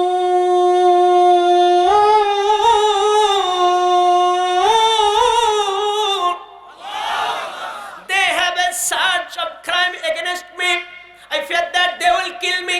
The statement of Allah subhanahu wa ta'ala. মুসা নবী বললেন, আল্লাহ আমার বিরুদ্ধে সেখানে অভিযোগ গঠন করা আছে, ওয়ালাহুম আলাইয়া জামবুন, জামবুন মানে পাপ বা অপরাধ। আল্লাহ আমার বিরুদ্ধে সেখানে ওয়ারেন্ট আছে। কি আছে? উকিল সাহেবরা বলেন না, চার্জ গঠন করা হয়েছে, উমুকের বিরুদ্ধে চার্জ গঠন করা হয়েছে। মুসা নবী বলছে, আল্লাহ আমি ফিরাউনের একটা লোককে এক চড়ে মেরে ফেলেছিলাম, সে হত্যা মামলার আসামি, আমি ওখানে যদি আমি যাই তাহলে কি, দে উইল কিল মি, তারা আমাকে ইয়াকতুলুন হত্যা করে ফেলবে। কথাটা খুব সাধারণ কথা। আর যদি বলেন একজন নবী বলছেন যে আল্লাহ আমার বিরুদ্ধে হত্যা মামলা আছে, আচ্ছা যার বিরুদ্ধে ওয়ারেন্ট আছে সে থানায় যেতে সাহস পায়? পুলিশ দেখলে তার কাপ কাপ লেগে যায়। কথা বলেন। তো মুসা নবী ওই কথাই বলছেন, আল্লাহ আপনি তো জানেন আমার বিরুদ্ধে ওয়ারেন্ট আছে, আমি যদি সেখানে যাই তারা আমার বিরুদ্ধে চার্জ গঠন করে বসে আছে। প্রথমে বলছে আমাকে মিথ্যুক বলবে, নাম্বার 2 বলছে আমার বুকে ভয় লাগে, নাম্বার 3 বলছে আমার ঠোঁট জড়িয়ে যায়। মানুষ ভয় পেয়ে গেলে ঠোঁট শুকায় যায় না? পানি দাও, পানি দাও। কি রাতের বেলা ভয় পেয়েছে, বাড়িতে এসে বলছে পানি দাও, পানি থেকে পানি পান করে, কেন কি হয়েছে বলে ভয় পেয়েছি। ভয় পেলে মানুষের বুক শুকিয়ে যায় কিনা? কথা বলে না কেন? কুরআন কত বাস্তব কথা বলে, দেখেন আপনার বাস্তব জীবনের সাথে মিলায় না। আপনার নামে ওয়ারেন্ট থাকলে আপনি থানায় যাবেন না, এটা আপনি যেতে চাইবেন না। কথা বলে না কেন? মুসা নবী কত বাস্তব কথা বলছেন, আল্লাহ আমার বুকে ভয় লাগে, ঠোঁট জড়িয়ে যায়, আমার ভাই হারুনকে নবুয়ত দিন। এরপর বলছে আমার বিরুদ্ধে সেখানে ওয়ারেন্ট আছে, চার্জ গঠন করেছে, আমি গেলে মেরে ফেলবে। কি করবে? কতগুলো কথা তিনি বলে গেলেন, শুনছেন কে? আল্লাহ কি নীরব বসে থাকবেন? আল্লাহ কি জবাব দিলেন? কোরআন থেকে দেন। আল্লাহ বলছে, ক্বালা কাল্লা, no never, no never, no never, কখনো না, কখনো না, কখনো না। সুবহানাল্লাহ। তিনি কে? ও মুসা, তুমি আমার পক্ষ থেকে দাওয়াত নিয়ে যাবে আর ফিরাউন তোমাকে মারবে আর আমি আল্লাহ চুপচাপ বসে থাকবো, তুমি বলো কি? ক্বালা কাল্লা, no never, no never, no never, ফাজহাবা বিআয়াতিনা ইন্না মাআকুম মুস্তামিউন, go you both along with our sense, we shall be with you listening. আল্লাহ বলছে ইন্না মাআকুম মুস্তামিউন, আমি আল্লাহ শুনবো তোমাদের পাশে দাঁড়িয়ে ফিরাউন কি বলছে। জোরে কন্না সুবহানাল্লাহ। মুসা নবী বলছে আমি গেলে সেখানে মেরে ফেলবে। আল্লাহ বলছে তুমি বলো কি? ফাজহাবা বিআয়াতিনা, go you both with our sense, দুই ভাই আমার নিদর্শন নিয়ে যাও, আমি আল্লাহ সঙ্গে আছি, টেনশন করো না। ফিরাউন তোমাকে মারবে, আমি আঙ্গুল চুষবো, কখনোই না। ইন্না মাআকুম মুস্তামিউন, we shall be with you listening, we shall be with you listening, we shall be with you listening, আমি আল্লাহ শুনবো ফিরাউন কি বলছে। তিনি কে? তার মানে কেউ যদি কোথাও দাওয়াতি কাজ করতে যায় আল্লাহ তাকে একা ছেড়ে দেন না, তার সঙ্গে কে থাকে? যার প্রাইভেসির জন্য, যার প্রোটেক্টের জন্য, যার নিরাপত্তার জন্য আল্লাহ রাব্বুল আলামিন নিজেই সঙ্গে যান। গোটা পৃথিবীর সমস্ত শক্তি একদিকে চলে গেলেও কুছ পরোয়া নেই, কিচ্ছু যায়ও না আসেও না, তার সাথে কে থাকে? সুতরাং কোন ব্যক্তি যদি কোরআনে দাওয়াত দিতে যায় তাকে একা ভাববেন। আল্লাহু আকবার। মুসা নবী এতগুলো কথা বললেন কার বিরুদ্ধে? ফিরআউনের। একটু কথা বলতে হবে আব্বাজান, কষ্ট হচ্ছে কি? মনোযোগ করে দেব। আল্লাহ বলছেন কখনো না, টেনশন করো না, তোমাকে মারতে পারবে না। নিরাপত্তা দিবেন কে? আল্লাহ। ফিরআউনের বাড়ি ছিল তুরস্ক দেশে। কোথায় ছিল? চরিত্র একটু ভালো না। তাফসীরে আমি 4টা নাম তার পেয়েছি। ছোটবেলায় পিতামাতা নাম রেখেছিল কাবুস। ইব্রাহিম আলাইহিস সালাতু ওয়াস সালাম দাদা জন্মেছিলেন তুরস্কের বলক শহরে। ফিরআউনও জন্মেছিল তুরস্কের বলক শহরে। এই কারণে বন্ধুরা তাকে বলক থেকে বলখিয়া বলে ডাকত। চরিত্র একটু ভালো না, কথায় কথায় মিথ্যা বলে, টাকা পয়সা নিয়ে ফেরত দেয় না। এই ফিরআউনের চারিত্রিক অবস্থা নিয়ে পিতামাতা বড় পেরেশান। আমার ভাইরা, পিতামাতা চিন্তা করলেন ফিরআউনের এই চারিত্রিক দোষণীয় অবস্থা থেকে মুক্তি দেওয়ার জন্য একটি ভালো মেয়ে খুঁজে বের করতে হবে, যে মেয়ে ওর চরিত্র বদলে দেবে। আল্লাহু আকবার। আল্লাহ 4 জন ব্যক্তিকে কোরআনে অনার করেছেন, 4 জন মহিলার কথা এনেছেন, তার ভিতরে হযরতে আসিয়া। আল্লাহু আকবার। আসিয়া নামে একজন মহিলার কথা আল্লাহ বলেছেন। ফিরআউনের স্ত্রী আসিয়া সমকালীন সময় সবথেকে আল্লাহওয়ালা, সবথেকে তাকওয়াবান, সবথেকে ধার্মিক মেয়ে ছিল। আসিয়ার সঙ্গে ফিরআউনের বিয়ে হলো বটে, কিন্তু ওই যে কথা, কয়লা ধুইলে যায় না। কিছু লোক আছে চরিত্র বদলায় না, তো ফিরআউনের চরিত্র বদলালো না। আসিয়াকে বিয়ে করলো ঠিকই, কিন্তু চরিত্রে কোনো পরিবর্তন হলো না। তো ফিরআউন চিন্তা করছে মিশরে আর ওই তুরস্কে আর থাকা যায় না, কারণ তুরস্কের ব্যবসা বাণিজ্যের অবস্থা ভালো না। আমি যাব মিশরে। কোথায় যাব? বলছে মিশর যাব। রাতের আধারে আসিয়ার হাত ধরে নিয়ে চলেছে মিশরের দিকে, যেখানে মিশরে, তার আগে আরেকটা হাদিস বলে নেই, 4743 নম্বর হাদিস সহিহ মুসলিমে এসেছে, কোন ব্যক্তি যদি 2 জন মেয়েকে সাবালিকা হওয়া পর্যন্ত মানুষ করে, আল্লাহর নবী বলেছেন আমরা 2 জন কিয়ামতের ময়দানে 2টা আঙ্গুল এরকম লাগিয়ে বলছে আমরা 2 জন এরকম পাশাপাশি থাকবো। 2টা মেয়ে সাবালিকা হওয়া পর্যন্ত কোন পিতা মাতা যদি চিন্তা করে যে আমার মেয়েটা এখনো সাবালিকা হয়নি, 2টো মেয়েকে যদি মানুষ করে, আমার নবী বলেছেন মান আলা জারিয়াতাইন আত্তা তাবলুগা জা ইয়াউমাল কিয়ামাতি। আল্লাহর নবী বলেছেন সহিহ মুসলিমের 4743 নম্বর হাদিস। আমাকে একটু চা দিতে হবে, একটু সাউন্ডটা বাড়াতে হবে ভাইয়া, হালকা কষ্ট হচ্ছে আপনাদের? কয়েকদিন কথা বলা হয় না, এই জন্য আমারও কষ্ট হচ্ছে। আপনাদের কষ্ট হচ্ছে? প্রোগ্রাম আগের মতো করতে পারছি না, নানান সমস্যা। এই যে করোনার কারণেই তো আমাদের অনেক প্রোগ্রাম বাধাগ্রস্ত হচ্ছে। আল্লাহ পাক করোনা থেকে আমাদের সবাইকে পরিত্রাণ দান করুক, করে আমিন। আর জোরে বলি আমিন। করোনার পরে আসছে ওমিক্রন। করোনার টিকা আবিষ্কার হয়েছে, আল্লাহ মোড় পাল্টে দিয়েছেন, নতুন আরেক উপসর্গ তৈরি হয়েছে। তার মানে আল্লাহর সাথে পাল্লা দেওয়া যায় নাকি? তো ফিরআউন আসিয়ার হাত ধরে যাচ্ছে মিশরের দিকে। রাতের বেলা হামানের সাথে দেখা, হামানও বউকে নিয়ে কোথায় যাচ্ছে। ফিরআউন জিজ্ঞেস করছে হামান তুমি কোথায় যাও? বলছে দোস্ত আমার চরিত্র তো ভালো না, আমি যাচ্ছি মিশরের দিকে, দেখি ভাগ্য বদল করা যায় কিনা। তো ফিরআউন তুমি কই যাও? কয় আমার চরিত্র তো তোমার মতো, আমি তোমার দোস্ত, আমিও যাচ্ছি মিশরের দিকে। কয় ভালোই হলো, চলো তাহলে 2 জন মিলে মিশরে যাই, দেখি কিছু করা যায় কিনা।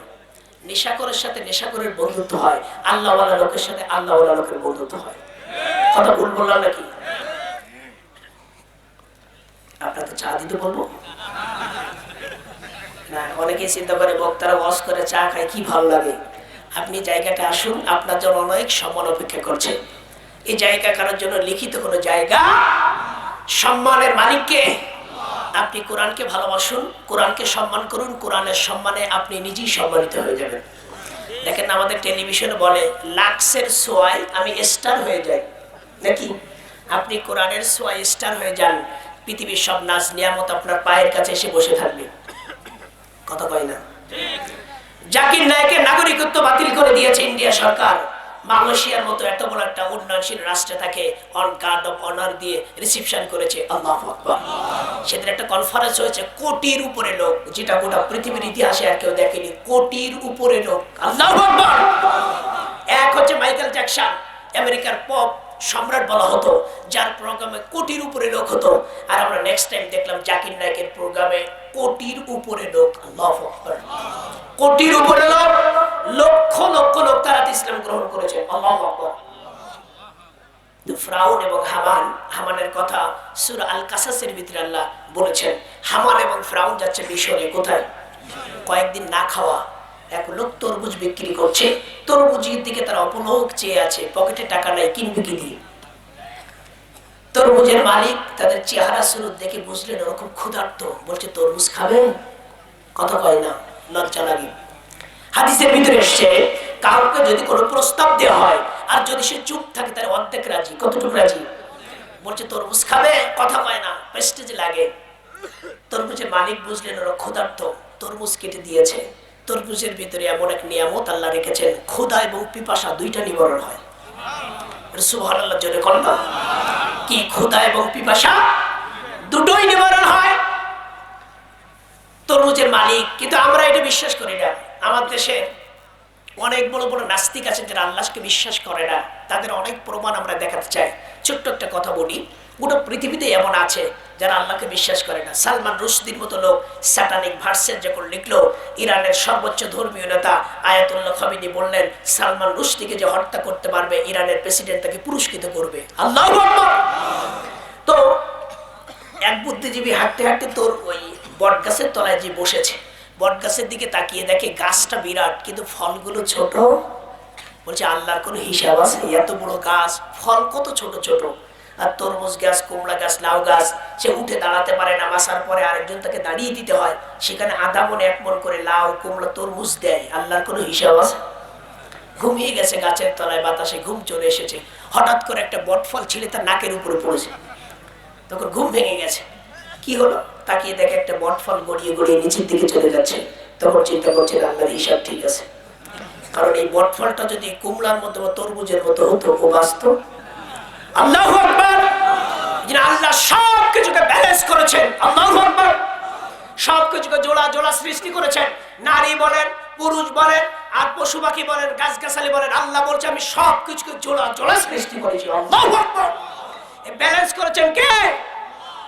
তো ফিরআউন আর হামান কোনো কথা বলে না, তরমুজ কেটে দিয়েছে, খাচ্ছে। তরমুজের মালিক বলছে আমার খেতে কিছু কর্মচারী লাগবে, কাজ করবে?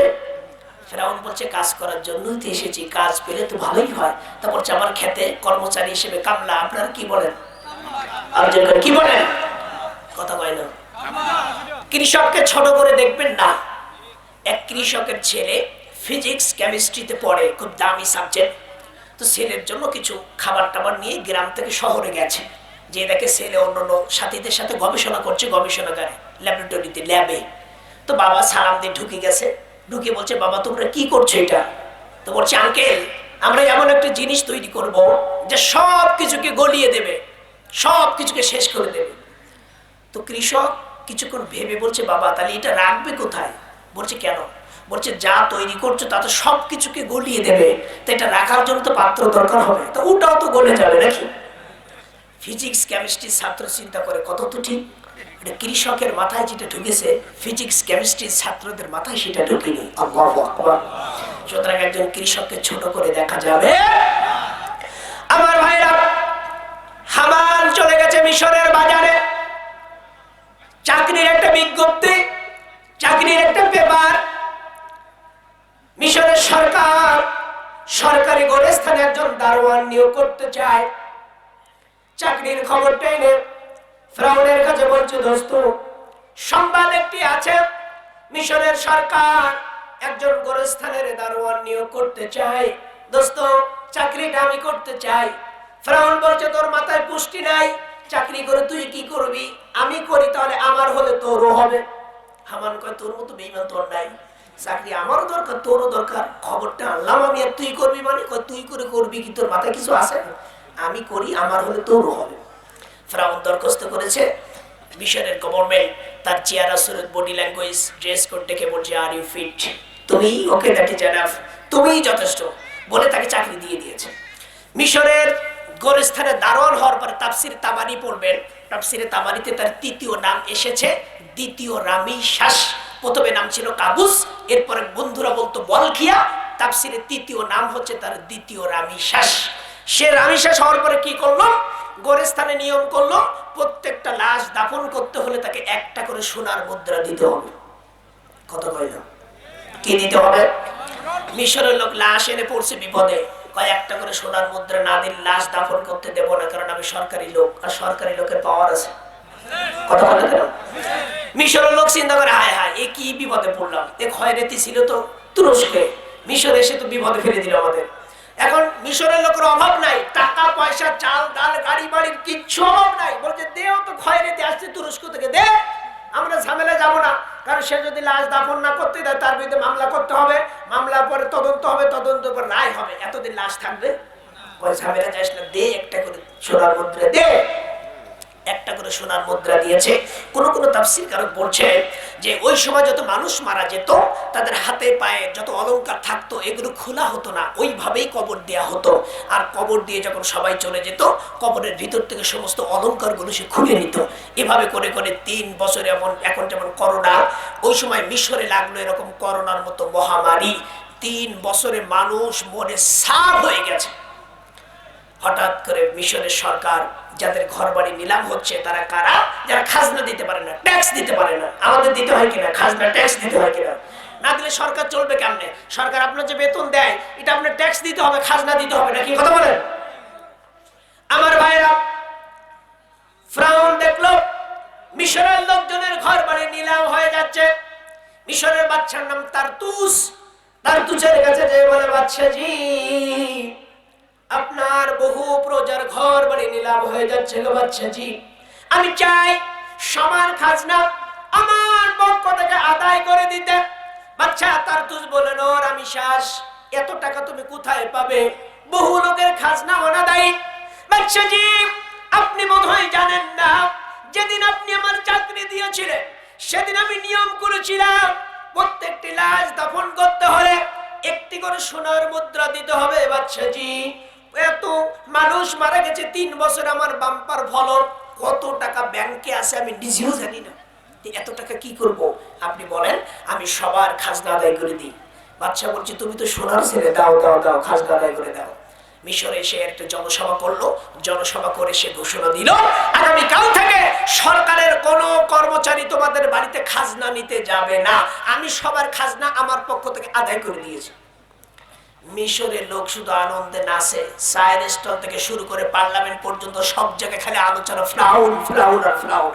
এত ভালো লোক তোর হয় না, আমাদের টাকা নিয়ে আমাদের পেছনে ব্যয় করে তো শোনার ছেলে নাকি? কথা হয় না। টক অফ দ্য কান্ট্রি, গোটা দেশে শুধু তাকে নিয়ে আলোচনা, জিরো হয়ে গেছে হিরো, নাকি? কথা বলেন।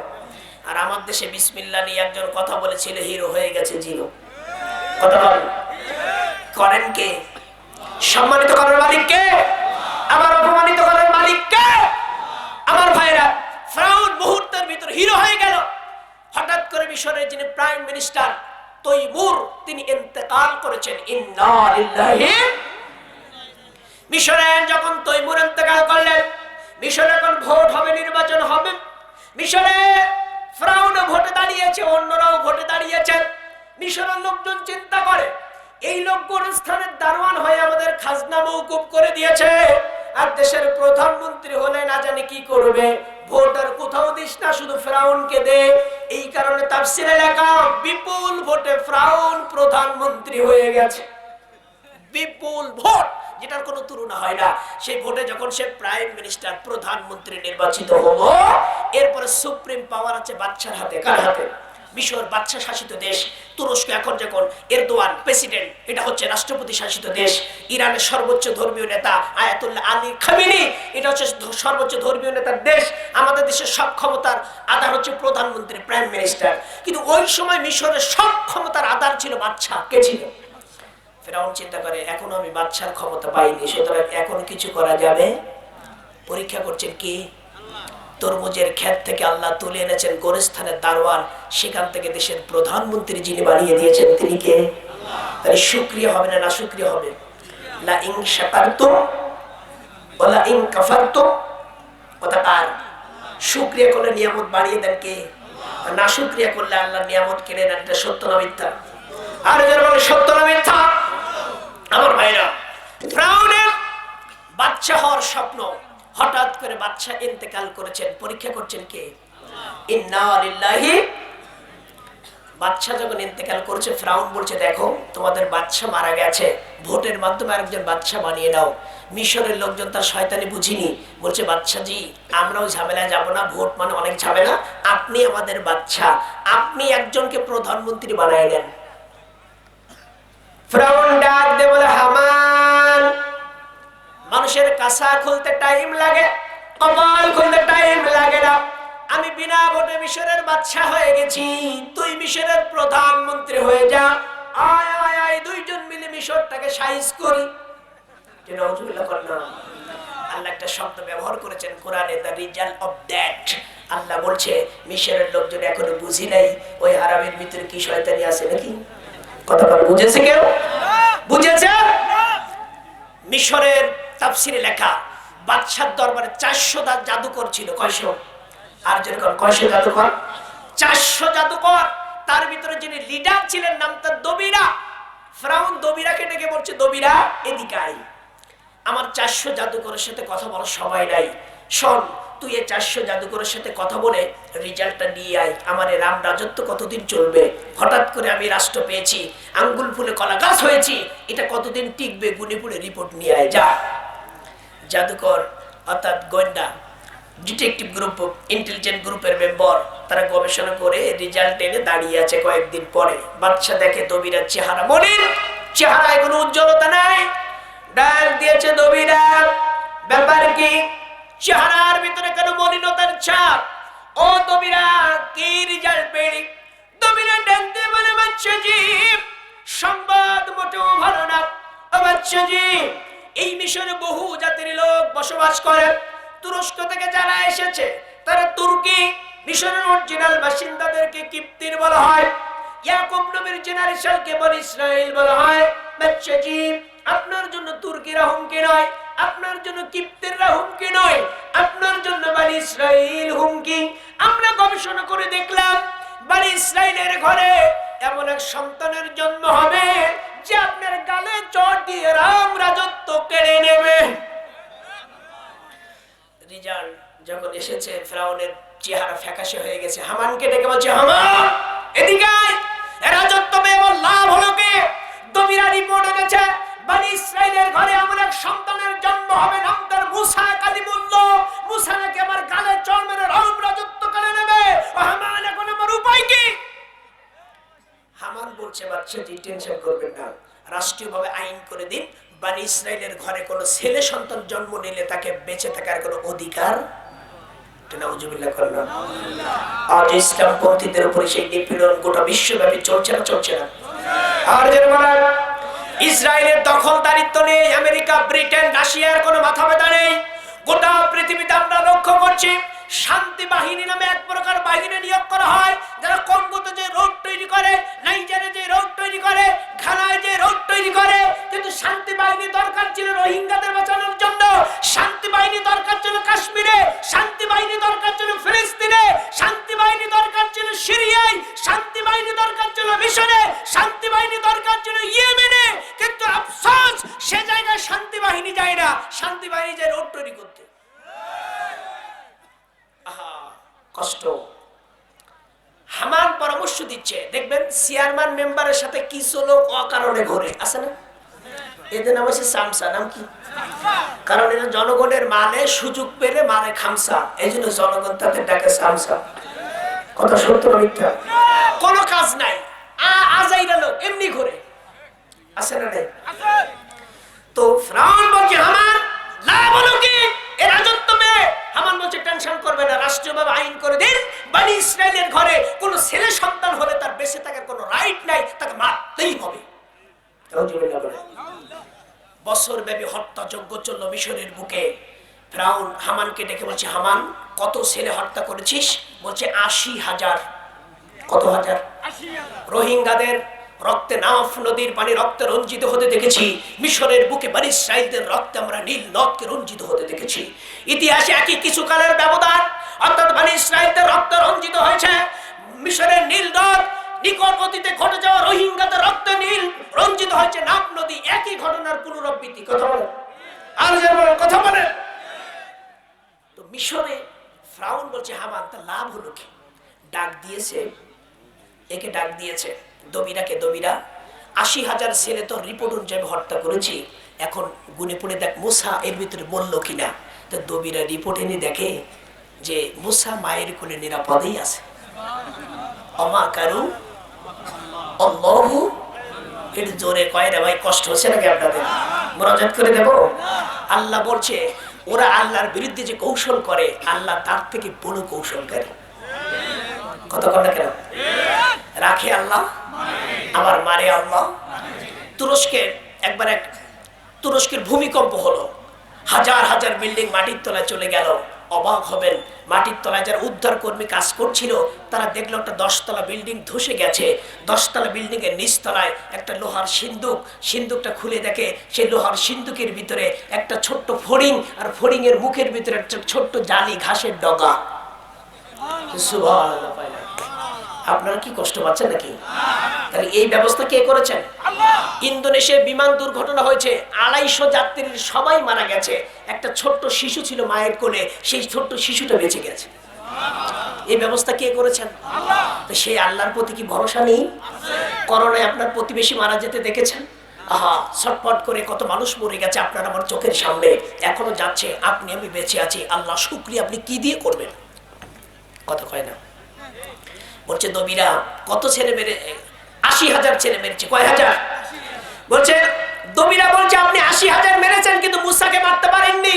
আমরা গণনা করে দেখলাম মুসা তার মায়ের কোলে নিরাপদেই আছে। আল্লাহু আকবার। তাফসীরে কিতাবে লেখা, মুসা নবীর মাকে পাহারা দেওয়ার জন্য একটা মহিলা নিয়োগ করেছিল, নাম তার হচ্ছে আপনার আব্রাহা। আব্রাহা নামে একটা দাসী নিয়োগ করেছিল। এই আব্রাহা দাসীটা যখন মুসা নবী হলো, মুসা নবী দেখতে এত সুন্দর হলো, আব্রাহা নামক দাসীটি বলছে, বোন আপনি চিন্তা করবেন না, আপনার এই ছেলের কথা আমি ফিরআউনকে বলবো না। বলছে এত সুন্দর ছেলে হত্যা করা যায়? হারুন আলাইহিস সালাতু ওয়াস সালাম জন্ম নিল কখন? যখন 1 বছর হত্যা করা শিথিল ছিল। কারণ মিশরের লোকজন দেখলো যে বনি ইসরায়েলদেরকে যদি এত গোয়াল পড়তা মারা হয়, তাহলে আমাদের মাঠে ঘাটে কাজ করার মতো কামলা খুঁজে পাওয়া যাবে না, শ্রমিক খুঁজে পাওয়া যাবে না, সুতরাং গোয়াল পড়তা মিশরে বনি ইসরায়েলদেরকে মারা যাবে। এই সিস্টেম কে করেছেন? এই 6.5 বছরে হারুন আলাইহিস সালাম নিরাপদে জন্মগ্রহণ করেছেন। কিন্তু মুসা নবী যে বছর জন্ম নিচ্ছে সে বছর রেড অ্যালার্ট 144 জারি। আমার ভাইরা, মুসা নবীর মা আমি বাইবেলে পড়েছি, যাকে যোকেবত বলা হয়েছে, মুসা নবীকে মোশে বা মোশি বলা হয়েছে বাইবেলে। কোরআনে যাকে মুসা কালিমুল্লাহ বলা হয়েছে। মুসা নবী হায়াত পেয়েছেন 120 বছর, মায়ের কোলে নাদুস নুদুস একটি সুন্দর বাচ্চা। মুসা নবীর বাবা নাই, বোনের নাম মারিয়াম। মা ডাক দিয়ে বলে, মারিয়াম ছাগল বকরিগুলো নিয়ে নীল নদের পাড়ে যাও। মারিয়াম মুসা নবীর বোন। কেন মেয়ে মাদ্রাসায় পড়াবেন? ভালো করে শুনে নেন মেয়েদের অবদান কি। মুসা নবীর বোন মারিয়াম ছাগল বকরি নিয়ে যাচ্ছে নীল নদের পাড়ে। মুসা নবীর মা মুসা নবীকে কোলে নিয়ে রান্না চড়িয়েছে। একটু পরেই ফিরআউনের লোকজন দেখে মারিয়াম কান্না করতে করতে বাড়ির দিকে দৌড়ে আসে। মারিয়াম দৌড়ে বাড়ি আসে, মাকে ডেকে বলে, মা ও মা, আমার ভাই মুসাকে কোথায় লুকাবে গো মা? মা ডেকে বলে, মারিয়াম এইমাত্র না বাইরে গেলি, আবার কেন বাড়িতে এলি? কেন কান্না করিস? মারিয়াম ডেকে বলে, মা আমি দেখলাম ফিরআউনের লোকজন আমাদের বাড়ির দিকে আসতেছে। ও মা, আমার ভাই মুসাকে কোথায় লুকাবে গো মা? মা এখন এদিকে দৌড়ায় ওদিকে দৌড়ায়, পাগলিনী উম্মাদিনী নিরস্ত্র একজন মানুষ সন্তান নিয়ে দৌড়াতেছে। আসমান থেকে ইলহাম হচ্ছে, নবীদের উপরে ওহী আসে, কিন্তু আল্লাহর প্রিয় বান্দাদেরকে ইলহাম করে জানিয়ে দেন। আসমানের ভিতরে গুরু গম্ভীর আওয়াজ, ডাক দিয়ে বলে, ইউখাজা, এভাবে এদিক ওদিক দৌড়ে তোমার সন্তান মুসাকে বাঁচাতে পারবে না গো ইউখাজা। ইউখাজা রে, তুমি যে চুলার ভিতরে রান্না চড়িয়েছিলে, চুলাটাকে আরবিতে তান্নুর বলা হয়েছে। কোরআনুল কারীমের একটা শব্দ নাম তার তান্নুর, মানে চুলা। আল্লাহ বলেন, ইউখাজা তুমি যে চুলায় রান্না চড়িয়েছিলে, এই চুলার জ্বলন্ত আগুনের উপরে, জ্বলন্ত অঙ্গারের উপরে তোমার স্নেহের নিধি কলিজার টুকরা নয়নের মণি মূসাকে আগুনের পরে রেখে দাও। আমি আল্লাহ কথা দিলাম, ইব্রাহিমকে আগুনে আমি যেভাবে নিরাপদ রেখেছিলাম, তোমার সন্তান মূসাকেও আমি আগুনে নিরাপদ রেখে দেব। মুসলমান কোনো উপায় না পেয়ে আগুনের উপরে মূসাকে রেখে পাতিল দিয়ে চুলাটা ঢেকে দিলেন। চুলার মুখটা কাপড় দিয়ে ঢেকে রান্নার অভিনয় শুরু করেছেন। বনি ইসরাইলের ঘরে ফিরাউনের লোকজন এলো, ঘর খুঁজলো, ঘরের আসবাবপত্র ভেঙে তছনছ করলো বটে। আজও ফিলিস্তিনিদের ঘরগুলো ইসরায়েল ভেঙে তছনছ করে দিচ্ছে। এটা সিস্টেম অফ ফিরাউন, এটা ফিরাউনি কায়দা, ফিরাউনি প্রথা। কন্যা ঠিক না বেঠি? আজও ইসলাম পন্থীদের বাপকে না পেলে ছেলেকে নিয়ে যায়, ছেলেকে না পেলে বাপকে নিয়ে যায়। আজকে ইসরায়েল ফিলিস্তিনিদের উপরে এমন কাজ করে না, করে না? কথা বলেন। আমার ভাই মুসলমানের মা চোখ দিয়ে ধর ধর করে জল নামতেছে। যখন ফিরাউনের সৈন্যরা চলে গেল, মুসা নবীর মা ডাক দিয়ে বলে, মারিয়াম যাও যাও যাও, কলসে করে পানি আনো, আমি চুলার জ্বলন্ত আগুন নিভিয়ে দিতে চাই। আমার মুসা বুঝি জীবিত নাই। মারিয়াম চলেছে আগুন আনতে, মায়ের মন মানে না, পাতিলটা টান মেরে তুলেছেন। তাফসীরে লেখা, মুসার মা দেখলেন একটা ছোট্ট বাচ্চা দোলনার ভিতরে যেভাবে নিরাপদ থাকে, হাসি খেলা করে, আনন্দ করে, মুসা নবী জ্বলন্ত আগুনের পরে আনন্দ করতেছে। আমার ভাইরা, মুসা নবীর মা সারা রাত ঘুমাতে পারেন না। এভাবে মুসাকে কেমনে আড়াল করে করে রাখবেন? রাতের শেষ প্রহরে আল্লাহ আবার ইলহাম করে জানিয়ে দিলেন, মুসা মা শোনো শোনো শোনো, ফালকিহি ফিল ইয়াম্মি ওয়ালা তাখাফি ওয়ালা তাহজানি, then cast him to the river. আল্লাহু আকবার। আল্লাহ বলেন, then cast him into the river. মুসার মা আগামীকাল সকালে একটা সিন্ধুক বানাও, একটা বাক্স বানাও, সিন্ধুকে করে বাক্সে করে মুসা নবীকে নীল নদে ভাসিয়ে দাও। আমি আল্লাহ কথা দিচ্ছি, হিম ব্যাক টু ইউ, আমি মুসাকে তোমার কাছে ফিরিয়ে দেব, ওয়ান অফ দ্য মেসেঞ্জার, এবং আমি তাকে নবুয়ত রিসালাত দেব।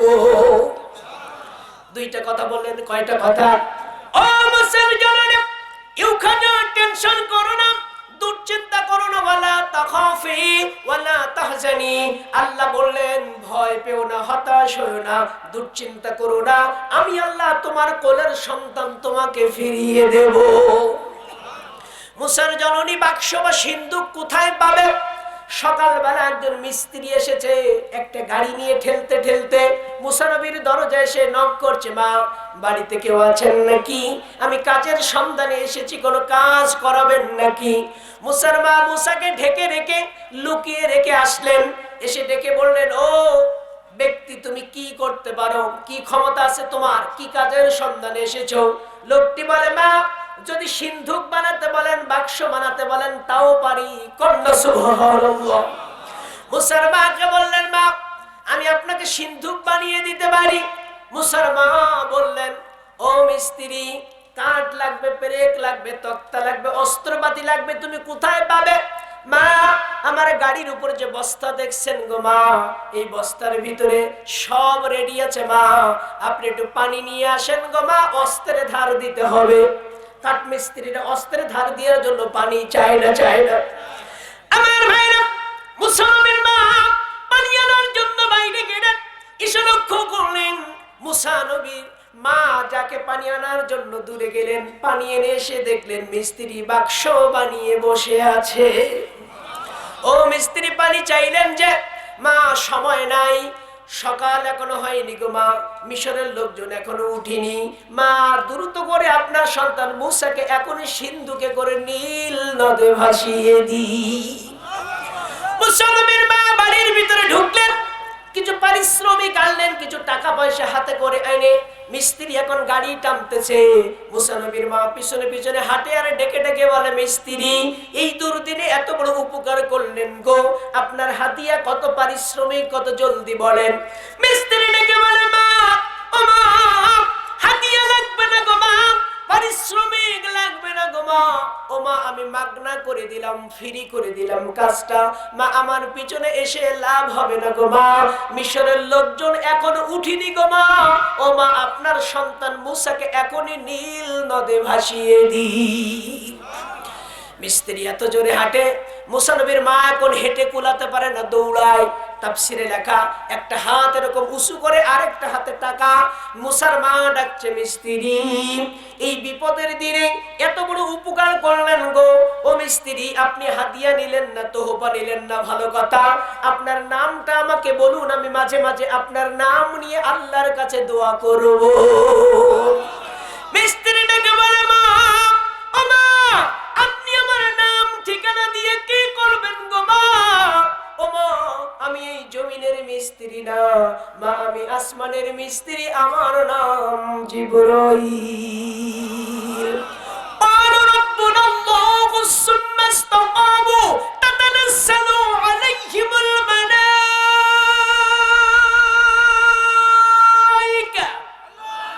আল্লাহ বলছে ক্বালু যদি তুমি বলো রাব্বুনা আল্লাহ, আল্লাহ আমার রব, এই কথা যদি বলো তোমার উপরে জেল হবে, জরিমানা হবে, জুলুম হবে, নির্যাতন হবে, এত কিছু মেনে নিয়ে সুম্মা ইসতাকামু, ইসলামের উপরে যদি অনড় থাকো, মজবুত থাকো, অটুট থাকো, ইসলামের জন্য যদি ত্যাগ স্বীকার করো, তাতানাজ্জালু আলাইহিমুল মালায়েকা, আমি আল্লাহ আসমান থেকে ফেরেশতা পাঠিয়ে তোমাকে সাহায্য করব। তিনি কে? তিনি আছেন না নাই? তিনি ছিলেন কিনা? তিনি ভবিষ্যতে থাকবেন কিনা? সুতরাং আল্লাহর উপরে যদি আস্থা থাকে, ভরসা থাকে, কুছ পরোয়া নেহি, কুছ পরোয়া নেহি, কুছ পরোয়া নেহি। ভরসা কার উপরে? কষ্ট হচ্ছে আপনাদের? কিন্তু আপনারা মাঝে মাঝে দু একজন করে ওঠেন কেন? শুনেন, আমাদের দেশে কিছু ভাইরাল বক্তা আছে, তারা এমন এক প্রথায় ভাইরাল হয়েছে, এমন অশালীন কথা বলে এখন টেলিভিশনে তাদের নিয়ে নিউজ করছে অহরহ, দেখছেন কিনা? কথা বলে না। বাদাম বিক্রেতা এক বাদামের গান গিয়ে ভাইরাল হয়ে গেছে। কতক্ষণ কি ভাইরাল হতে সময় লাগে? কাঁচা খুলতে টাইম লাগে, কিন্তু ওই যে বললাম কপাল খুলতে টাইম লাগে। কিন্তু ওই পদ্ধতিতে আমরা ভাইরাল হতে চাই না। যত অশালীন অশ্লীল কথা এগুলো বলেই মানুষ ভাইরাল, দেখছেন কিনা? একটা আয়াত পাবেন না, হাদিস পাবেন না, এই বিরাট ওয়াজ শেষে বক্তাদের মধ্যে হেলিকপ্টার করে নিয়ে আসে। কি কথা বলে কেন? কোরআন থেকে কথা বলবেন, কোরআন বুঝার জন্য একটা স্পেশাল জ্ঞান আপনার থাকতে হবে। সবার জন্য এই কোরআন এতটা সস্তা কোনো কিতাব না যে একজন বললো আর একজন বুঝে ফেললো, তাহলে তো কোরআনের কোনো কারিশমা থাকবে না, এটা কোনো মিরাক্কেল থাকবে না। কথা বলে কেন? এটা বুঝতে হলে আপনার স্পেশাল একটা যোগ্যতা লাগবে। কথা বলে কেন? এটা সবাই বুঝবে?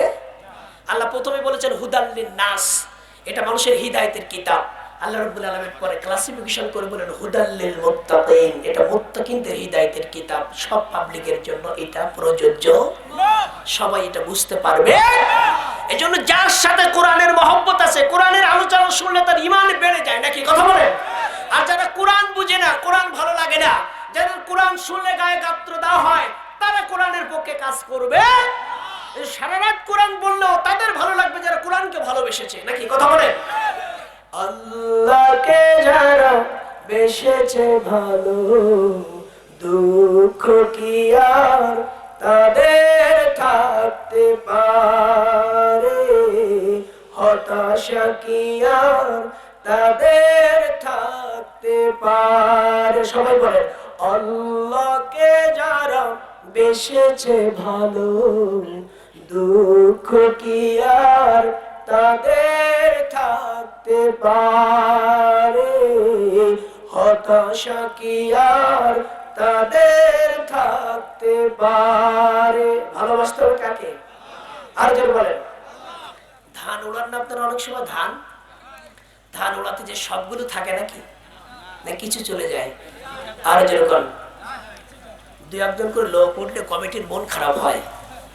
চিন্তা করার কোনো কারণ নাই, সব রিজিকের মালিককে, আর যেমন মালিককে। অফিসের বস এক কর্মচারী চাকরি খেয়ে ফেলেছে। কর্মচারী দেখেন মানুষটার আকল কতটুকু, কেন মাহফিল হচ্ছে আর সেই সর্বোচ্চ গিয়ার দিয়ে গাড়ি স্টার্ট করছে। এই হচ্ছে বাঙালির মাথা। কথা বোঝাতে পারছি? এটা কি? এটাই হচ্ছে বাঙালির কথা, পায় না? কি আপনারা কথা বলেন কেন? তো কর্মচারী বলছে, স্যার আমার চাকরিটা যদি চলে যায়, বউ বাচ্চা নিয়ে আমি খুব কষ্টে থাকবো, স্যার আমার মাফ করে দেন, মাফ করে দিয়ে আমার চাকরিটা থাক। দেখেন, চিন্তা করেন, এদেশে আপনি মাহফিল করে করবেন কি? আমরা আমাদের মানসিকতার পরিবর্তন করতে পারলাম? আল্লাহ help those who improve their minds. আল্লাহ বলছেন আমি তাদের ভাগ্য বদল করি যারা ভাগ্য বদল করার চেষ্টা করে। নাকি কথা বলেন? ভাগ্য বদল করার চেষ্টা না করলে আল্লাহ এমনি ভাগ্য বদল করবে। তো কর্মচারীর চাকরি চলে গেল, তো যে বস তার চাকরি খেয়েছে, তার বাড়ির সামনে সকালে কে জানি প্রত্যেকদিন পায়খানা করে যায়। তো মা ওই লোক যখন সকালে অফিসের দিকে যায়, তখন এটা দেখে খুব আনিজি ফিল করে, আমার বাড়ির সামনে এই কাজ কে করে। তো ভোর রাতে যেহেতু করে এটা, আজকে আর উনি ঘুমাননি, উনি দেখতেছেন এই কাজটা কে করে। দেখে ভোর রাতে এক লোক এসে তার বাসার সামনে কাজ করার জন্য রেডি হচ্ছে, উনি পিছন দিক থেকে ধরে ফেলেছেন। ধরে ফেলে দেখে তার সেই কর্মচারী যার চাকরি তিনি খেয়েছেন। ও জয় বদমাস, তুমি আমার বাড়ির সামনে প্রত্যেকদিন এরকম পায়খানা করে যাও, ব্যাপারটা কি? বলছে, স্যার আপনি মনে করেছিলেন চাকরি চলে গেলে বুঝি আমি না খেয়ে থাকবো? আমি যে না খেয়ে থাকি না, অর্থাৎ আমি যে খাই, এই জন্য প্রত্যেকদিন আপনার বাড়ির সামনে একটা প্রমাণ আমি রেখে যাই যে চাকরি চলে যাওয়ার পরে আমি মরে যাইনি, আমি খাই। কথা বুঝলেন কিনা? দু পাঁচজন চলে গেলে মন খারাপ করেন কেন? রিজিকের মালিককে। আর হযরতে খাব্বাবকে যখন মারার আয়োজন চলছিল, তখন বুদ্ধিজীবীরা বৈঠক করলো যে খাব্বাবকে কিভাবে কষ্ট দিয়ে মারা যায়। রাসূলের একনিষ্ঠ সাহাবী তখন চিন্তা করছে, প্রথমে তাকে না খেয়ে মারতে হবে। কি করতে হবে? না খেয়ে, কোনো খাবার তাকে দেওয়া যাবে না, খাব্বাবের ফাঁসি হবে, শুলে চড়াবে। শুনেছে তো ওই বাড়ি যে মহিলা ছিল তাদেরকে বলছে, মা বা বোন আমাকে একটা খুর বা চাকু দেওয়া যায়? বলছে কেন? বলছে আমার গোপ দাড়িগুলা মেলা দিন হয়ে গেছে, আমি বুনো মানুষের মতো হয়ে গেছি, আমি যে আল্লাহর কাছে হাজির হব, আমি একটু ফ্রেশ হতে চাই। আল্লাহু আকবার। তো মহিলাদের মন তো নরম, নাকি কথা বলেন? একটা খুর বা চাকু দিয়েছে, একটা ব্লেড দিয়েছে। খাব্বাব মস্টস গুলো কামিয়ে সুন্দর করে, দাড়ি টাড়িগুলো সুন্দর করে সাইজ করে তিনি পরিষ্কার পরিচ্ছন্ন হয়েছেন। কারণ ইমানের পরীক্ষা একটু পরেই থাকে। গায়ের মাংসগুলো লোহার চিরুনি দিয়ে আশ্রে আশ্রে গোশগুলো খুলে ফেলা হবে। পরীক্ষা কঠিন না সহজ? এই পরীক্ষা যদি আপনার আমার জীবনে আসতো, 2 ঘন্টা পরীক্ষা দিতে পারছেন না মাঠে বসে কোরআনের প্রেমে, আপনি জান্নাতে যাবেন এটা আশা করেন কি করে? কোরআন বলছে হুজ্জাতুল লাকা আও আলাইকা, কোরআন কারোর পক্ষে দাঁড়াবে আবার বিপক্ষে দাঁড়াবে। আপনি আছেন কই? আপনি মনে করছেন কোরআন আমার পক্ষে সুপারিশ করবে? না, আপনার বিপক্ষেও কোরআন দাঁড়িয়ে যাবে। আপনি এত খুব ইজি ভাবার কোনো সুযোগ নাই। রাসূল আপনার নামে মামলা দিবে, আমার নামে মামলা দিবে। আপনি যখন বলবেন, আপনাকে যখন বলা হবে মান নবিউকা, আপনার নবীকে, আপনি বলবেন মুহাম্মদ রাসূলুল্লাহ, মোটেও না, আপনাকে সাইলেন্ট করে দেওয়া হবে, আপনার মুখ বন্ধ হয়ে যাবে। আল্লাহর নবী বলবেন আমি তাকে চিনিই না, আমি তাকে জানিই না, আমি তার নামে মামলা দিচ্ছি, আমার উম্মত হয়ে আমার জীবন আদর্শ গ্রহণ করেনি। সুপারিশ তো দূরে, তো রাসূল মামলা দিবে, কোরআন মামলা দিবে। কে দিবে? কোরআনের একটা আয়াত আছে, কোরআন ধাক্কা মেরে জাহান্নামে ফেলে দেবে। জাহান্নামের কিনারে যখন ওই ব্যক্তি দাঁড়িয়ে থাকবে, কোরআন তাকে ধাক্কা মেরে জাহান্নামে ফেলে দেবে। আপনি খুব সহজ, সবকিছু খুব সহজ মনে করছেন নাকি? কথা বলেন কেন? হযরত আবু হুরায়রা হাদিস শুনিয়েছেন, মান ক্বালা লা ইলাহা ইল্লাল্লাহ ফাদাখালাল জান্নাহ, যে একবার বলবে লা ইলাহা ইল্লাল্লাহ মুহাম্মাদুর রাসূলুল্লাহ, সে জান্নাতে চলে যাবে। হযরত ওমর টান মেরে ঘুষি মেরে তাকে মাটির সাথে মিশিয়ে দিয়েছে। আবু হুরায়রা যে বলতেছে, রাসূলের কাছে অভিযোগ করছে, ইয়া রাসূলুল্লাহ ওমর আমাকে ঘুষি মেরেছে। রাসূল বলছে, ওমর তুমি তাকে ঘুষি মেরেছো কেন? বলছে, আপনি কি এই হাদিস বলেছেন মান ক্বালা লা ইলাহা ইল্লাল্লাহ ফাদাখালাল জান্নাহ, যে একবার লা ইলাহা ইল্লাল্লাহ বলবে সে জান্নাতে চলে যাবে, এই কথা আপনি বলেছেন? রাসূল বলছে, হ্যাঁ ওমর এই কথা তো আমি বলেছি। হযরত ওমর বলছেন, এই কথা বলা যাবে না, এই কথা বললে মানুষ আমল করা ছেড়ে দেবে, আমল আর করবে, কারণ মনে করবে যে একবার লা ইলাহা ইল্লাল্লাহ বলেছি জান্নাতে চলে যাব। কথা বলে আপনার ঘরের বউ কবুল কবুল কবুল করে আপনার ঘরে এসে যদি আপনার আনুগত্য না করে, ওর বউগিরি থাকবে? আপনি তারা রাখবেন, ভালোবাসবেন? তা আপনার বউ যদি আপনার আনুগত্য না করে, আপনি তাকে রাখবেন না, তাহলে আল্লাহর আনুগত্য করেন না, আল্লাহর কাজ করেন না, তা আল্লাহ আপনাকে কি করে প্রমোশন দেবে, কি করে আপনি জান্নাতে যাবেন? বলেন না কেন? 2 ঘন্টা বসে থাকতে পারেন না, এতটুকু ধৈর্য থাকে না, আর এই কোরআন আপনার পক্ষে সুপারিশ করবে? আপনাকে ধরে বেঁধে অশোনা যাবে, কে বলেছে কথা? সব লোক চলে গেলেও যাক, তাতে কি হয়েছে বলেন? কোরআন কি এত সস্তা কিতাব হয়ে গেছে যে আপনাকে ধরে বেঁধে পীড়িত করতে হবে? কিছু লোক আসে চলে যায়, কারণ বুঝে না। তো যে বুঝে না তার কাছে এটা ভালো লাগবে? কতক্ষণ লাগে? আমি যদি যদি এখানে এখন গান বলি সারা রাত পার হয়ে যাবে। এত সঙ্গে আমার আছে, এত জানা আছে ইনশাআল্লাহ, এতটুকু বলতে পারি। আমি আমার এলাকায় হালকাতা হলে মাইকে গান গেয়ে প্রতিযোগিতা দেওয়ার জন্য লোক খুঁজতাম যে কি আমার সাথে গান গেয়ে পাল্লা দিব। অন্তত 100 গান তো এক জায়গায় দাঁড়িয়ে গাইবো। ওই ফায়সা কথাগুলো বলতে চাই না, কিন্তু মানুষ মনে করে বক্তা অতটা ভালো না। ওই ফায়সা কথা বলবেন, দেখবেন আপনি ভাইরাল হয়ে যাবেন। আর মিডিয়া দাঁড়িয়ে থাকে হুজুর কোন ফায়সা কথাটা বলে, ওই কথাটা কেটেই আপনার ভাইরাল করে দেবে। ভুল বললাম নাকি? কথা কম।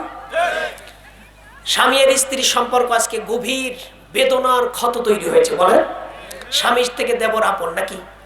কথা বলে কেন? আমাদের বাংলাদেশের একটা সিনেমার ডায়লগ, ভাবি কে দেখে দেবর বলতেছে, মানে ভাই বিয়ে করে এনেছে বউকে, দেবর বলছে, আপনাদের দেশে কি বলে?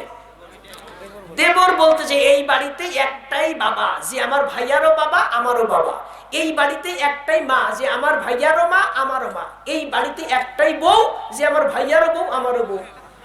এটা বাংলা সিনেমার ডায়লগ। কথা বল না কেন? নাউজুবিল্লাহ বলে।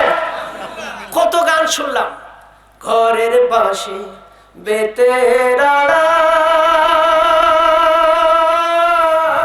হাল ধইরাছে ছোট দেওরা রে, এত বেলা হয় দেওরা মোর পান্তা খায় না আইসা রে। বলে কিনা? এরপরের কথা আরো জঘন্য, স্বামী আমার যেমন তেমন দেওরায় আমার মনের মতন রে। নাউজুবিল্লাহ বল। স্বামী যেমন তেমন কিন্তু দেওরা, কথা বলে না দেওরা। তো এই যদি বাবা মার অবস্থা হয়, তাদের বাচ্চাদের গান শুনেন। একটা ছোট্ট বাচ্চা গান গাচ্ছে, যার এখনো গায়ে ওড়না নেওয়ার বয়স হয়নি।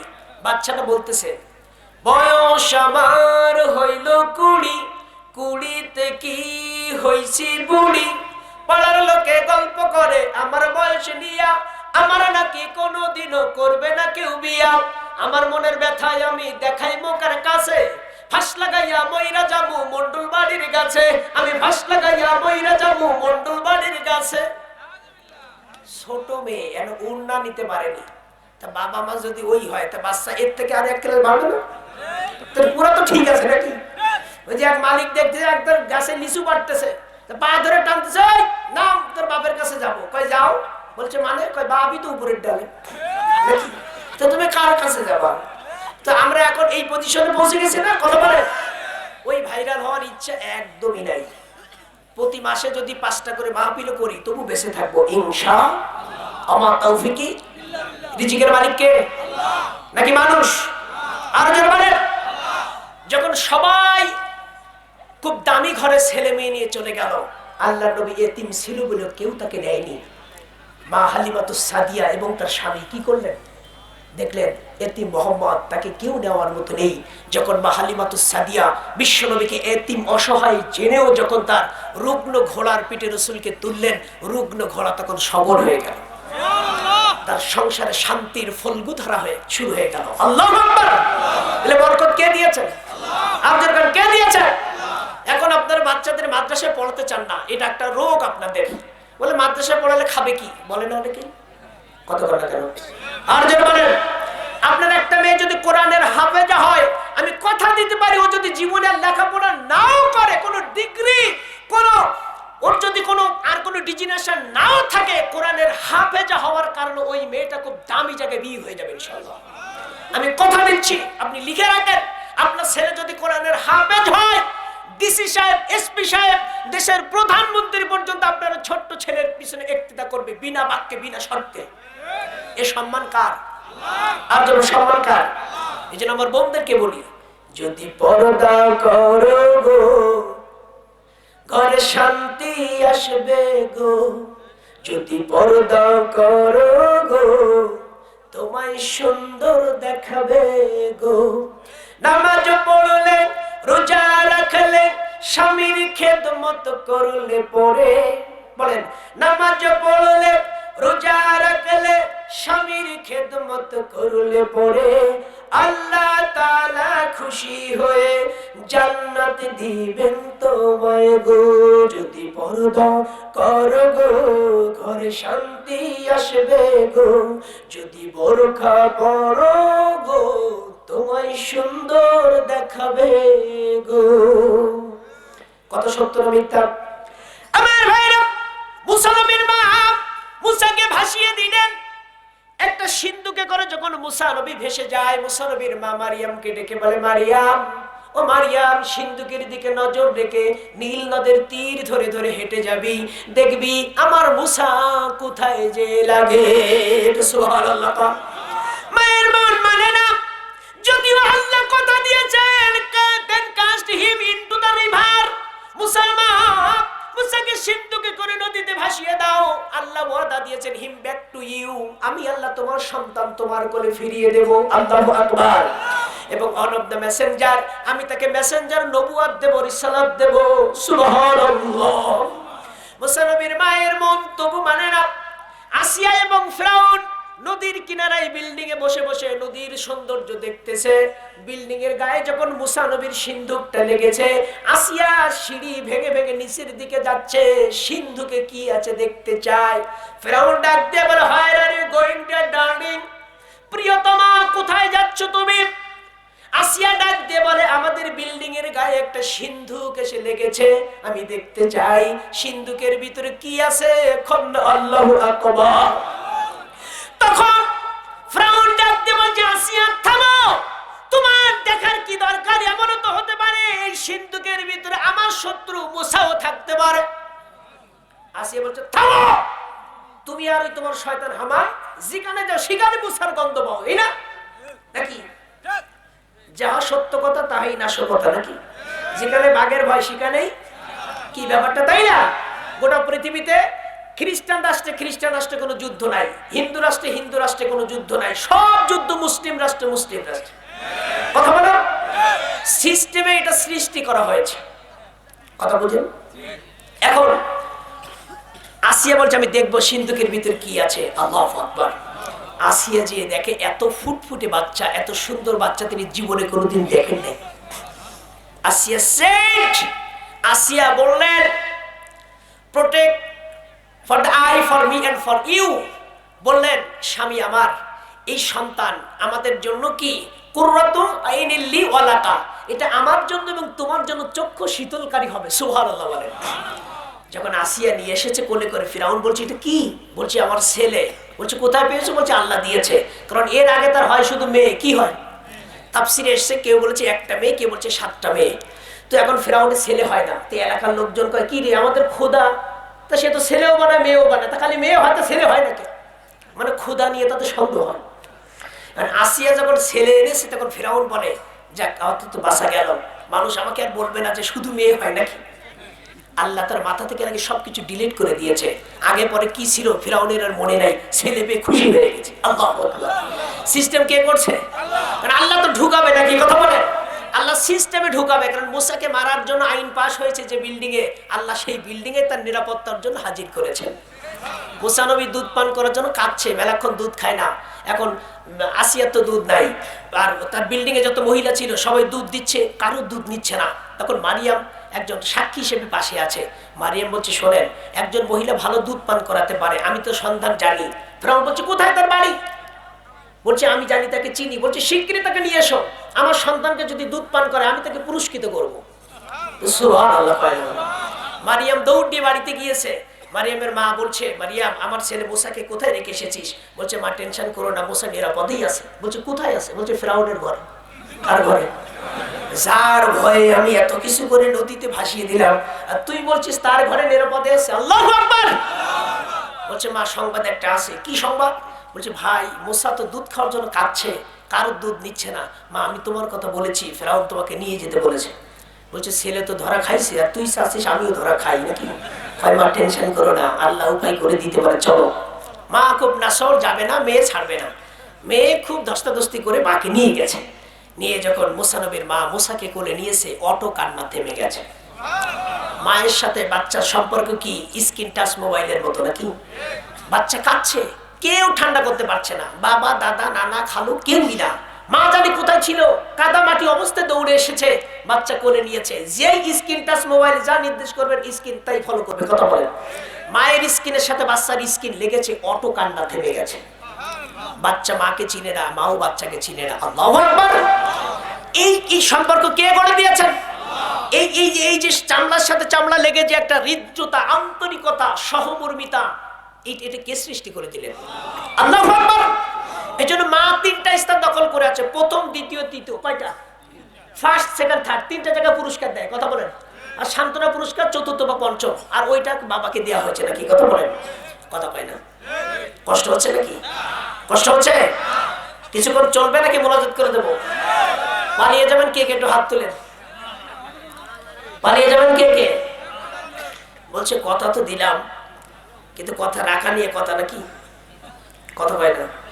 আপনার খুব চালাক, বক্তারা যা কয় এখন আর আপনারা সাই দেন না নাকি? কয় বক্তা কি কবে, আমি কি কই মরবো নাকি? মরবেন না এমন কি আছে? একটা হাত তুলে তো আমরা দেখি যে এই লোকটা মরবে না। সবাইকে মরতে হবে নাকি? কথা বল। খ্রিস্টান হইলে কফিনে, মুসলিম হইলে কাফনে, হিন্দু হইলে চিতায় পুড়ে ছাই। মানো দুই দিনের এই দুনিয়াতে গৌরব করার নাই রে কিছু নাই। বলতে হবে না? হবে না। মুসলমান মুসলমানকে কোলে নিলেন, অটো কান্না থেমে গেল। ফিরাউন ডাক দিয়ে বলে, ইউরেকা ইউরেকা ইউরেকা, পেয়েছি পেয়েছি পেয়েছি। শোনো মহিলা, আমার সন্তান মুসা যতদিন না দুধ পান করে ততদিন তোমার বাড়িতে থাকবে। দুধ পান করা অবস্থায় তোমার বাড়িতে অবস্থান করবে। প্রত্যেকটা দিন দুধ পান করানোর জন্য পারিশ্রমিক হিসেবে আমি তোমাকে 10টা করে সোনার মোহর দেব। আল্লাহ বলছে, ইউ খাজা বড় টেনশন করছিল যে বিল্ডিং থেকে মুসাকে মারার আইন পাস হয়েছিল, সেম একই বিল্ডিং থেকে আমি আল্লাহ তার নিরাপত্তার জন্য বেতন বোনাস সহ আইন পাস করে দিলাম। সে আল্লাহ আছে না নাই? মুসার মা খুশি হয়ে গেলেন। ফিরাউন বলছে, শোনো মহিলা, মাঝে মাঝে কিছুদিন পরে পরে আমার বাড়িতে বাচ্চাটা আনবে, তাকে আমাকে দেখিয়ে নিয়ে যাবে। আমি আমার বাচ্চাকে মাঝে মাঝে দেখতে চাই। মুসাকে মাঝে মাঝে মা রেখে যান। আসিয়াকে মা ডাকে, ফিরাউনকে কোনোদিন বাপ ডাকে না। একদিন ফিরাউন এরকম প্রাসাদে বসা, রাজপ্রাসাদে বসা, আসিয়া বাচ্চাটা নিয়ে কোলের ভিতরে ছুঁড়ে দিয়েছে। ফিরাউন বলছে, ব্যাপার কি, এভাবে কেন কোলে ছুঁড়ে দিলে? আসিয়া বলছে, তোমার ছেলে কোনোদিন কোলে নিলে না, লোকজনকে বিশ্বাস করবে তোমার ছেলে, কোলে নাও, লোকজনকে একটু দেখাও। ফিরাউন বলে, তা ঠিক, দিয়ে দে, আমার কোলে দিয়ে নেই, তোকে বিশ্বাস করবে এটা আমার ছেলে। এই যে কোলে নিয়ে দোল দিচ্ছে, দেখবেন দুটো একটা বাচ্চা, এমন বাচ্চা দাড়ি ধরলে ছাড়ে না। 2-5 জন লোক এসে বলা লাগে, বাবু ছাড়ো ছাড়ো নাকি, এত জোর ওর হাতে। আল্লাহু আকবার। ফিরাউন এরকম দোল দিচ্ছে, খুব খুশি, খুব প্লিজ মুসাকে পেয়ে। মুসা নবী দাড়ি ধরে এত জোরে চড় দিলেন, তাফসীর এসেছে ফিরাউনের চিল্লানির আওয়াজ 40 মাইলের বাইরে চলে গেছে। তাফসীরে লেখা, এত জোরে, ছোট্ট বাচ্চা। ফিরাউনের চিল্লানি শুনে আমির উমরা, বাইক পিয়াদা, land force, river force, air force, আমাদের প্রধানমন্ত্রী তো এসএসএফ নামে একটা নতুন বাহিনী গঠন করছে, তাই কিনা? যত বাহিনী ছিল সব এসে হাজির। কি গো খুদা, এত জোরে চিল্লালেন? আচ্ছা, ছোট্ট বাচ্চা খুদার গালে চড় মেরেছে, এই কথা বলা যাবে? ওর পেস্টেজ থাকবে? এটা আমার পার্সোনাল ম্যাটার, যাও, আমি দেখছি ব্যাপারটা। নিরাপত্তার প্রহরীরা বলে, যেভাবে চিল্লালেন তা আমাদের মনে হলো যে মালিকুল মউতের সাথে আপনার দেখা হয়েছে। যাও, ব্যাপারটা আমাকে ডিল করতে দাও। সবাই যখন চলে গেছে, ডাক দিয়েছে, আসিয়া। আসিয়ার কলিজায় পানি নাই। হায় হায় আল্লাহ, দিলে তো তুমি সব শেষ করো। আমি তো এদিক ওদিক করে ডাকছিলাম মুসাকে নাকি। আল্লাহু আকবার। আসিয়া চলে আসছে, কি ব্যাপার, এত চিল্লাও কেন? আচ্ছা, তুমি যে বলো এই ছেলে আমার, কিন্তু আমার মনে তো তা বলে না। বলছি, তোমার মনে কি বলে? বলছে, আমি যে মুসাকে হত্যা করার জন্য 80,000 বনি ইসরায়েলের নিরাপদ শিশুকে মেরেছি, আমার মনে হচ্ছে এই সেই মুসা ছাড়া আর কেউ না। থামো, তুমি আর হামান যেখানে তো সেখানে মুসার গন্তব্য নাকি? যেখানে আবু জেহেল সেখানে মোহাম্মদ। কথা বলেন। যেখানে ইব্রাহিম সেখানে নমরুদ, যেখানে মুসা সেখানে ফিরাউন, যেখানে আলো সেখানে আধার, যেখানে সত্য সেখানে মিথ্যা, যেখানে হক সেখানে বাতিল। কথা বলেন। এতে কারোর যায় আসে? আল্লাহর কোরআনের কথা বলাই যদি অপরাধ হয়, আলেম ওলামার সাথে থাকাই যদি অপরাধ হয়, মসজিদ মাদ্রাসা থাকাই যদি অপরাধ হয়, আমেরিকা, রাশিয়া, ব্রিটেন খুশি হোক আর না হোক, পৃথিবীর দাতা মোড়লেরা খুশি হোক আর না হোক, আমরা এর মধ্যে থাকবো থাকবো থাকবো ইনশাআল্লাহ।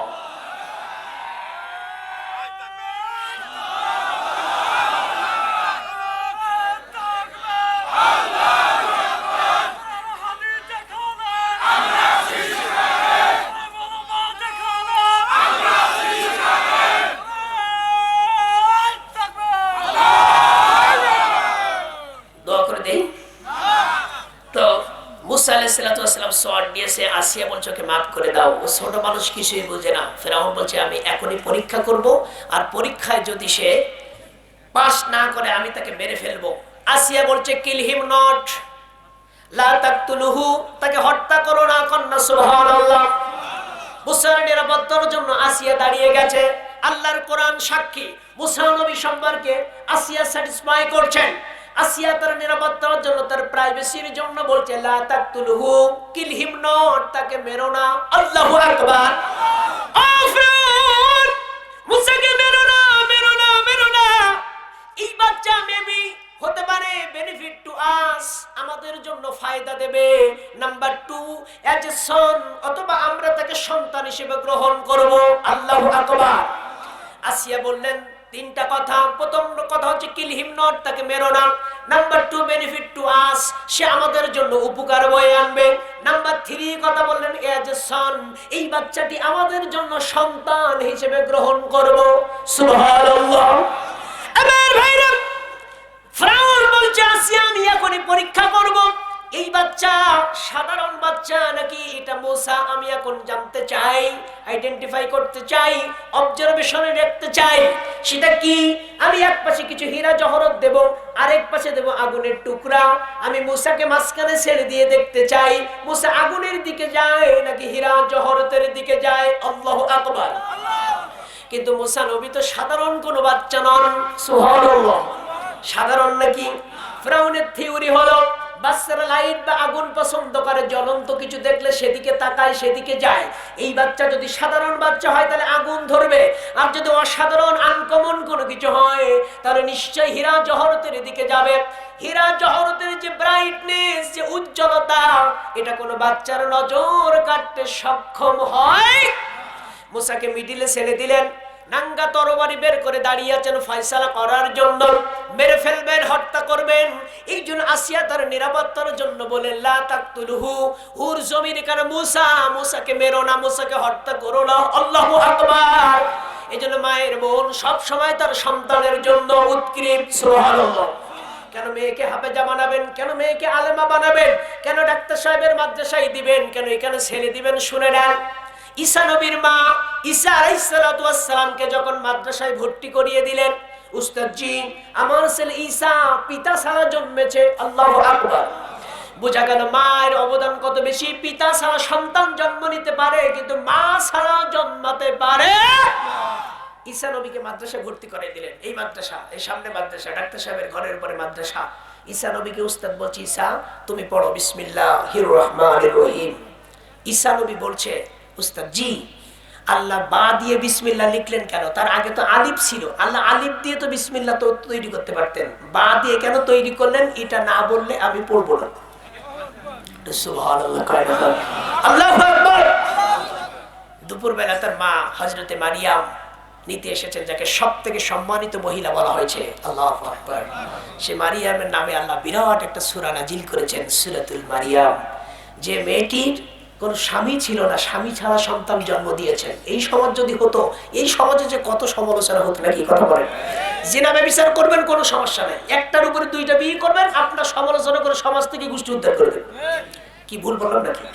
হোটেলে হোটেলে থাকবেন, মেয়ে নিয়ে কোনো সমস্যা নাই, আপনি খুব প্রশংসিত। যেই দ্বিতীয় বিয়ে করবেন আপনার বোর কাছে খারাপ হবেন, সমাজের কাছে খারাপ হবেন।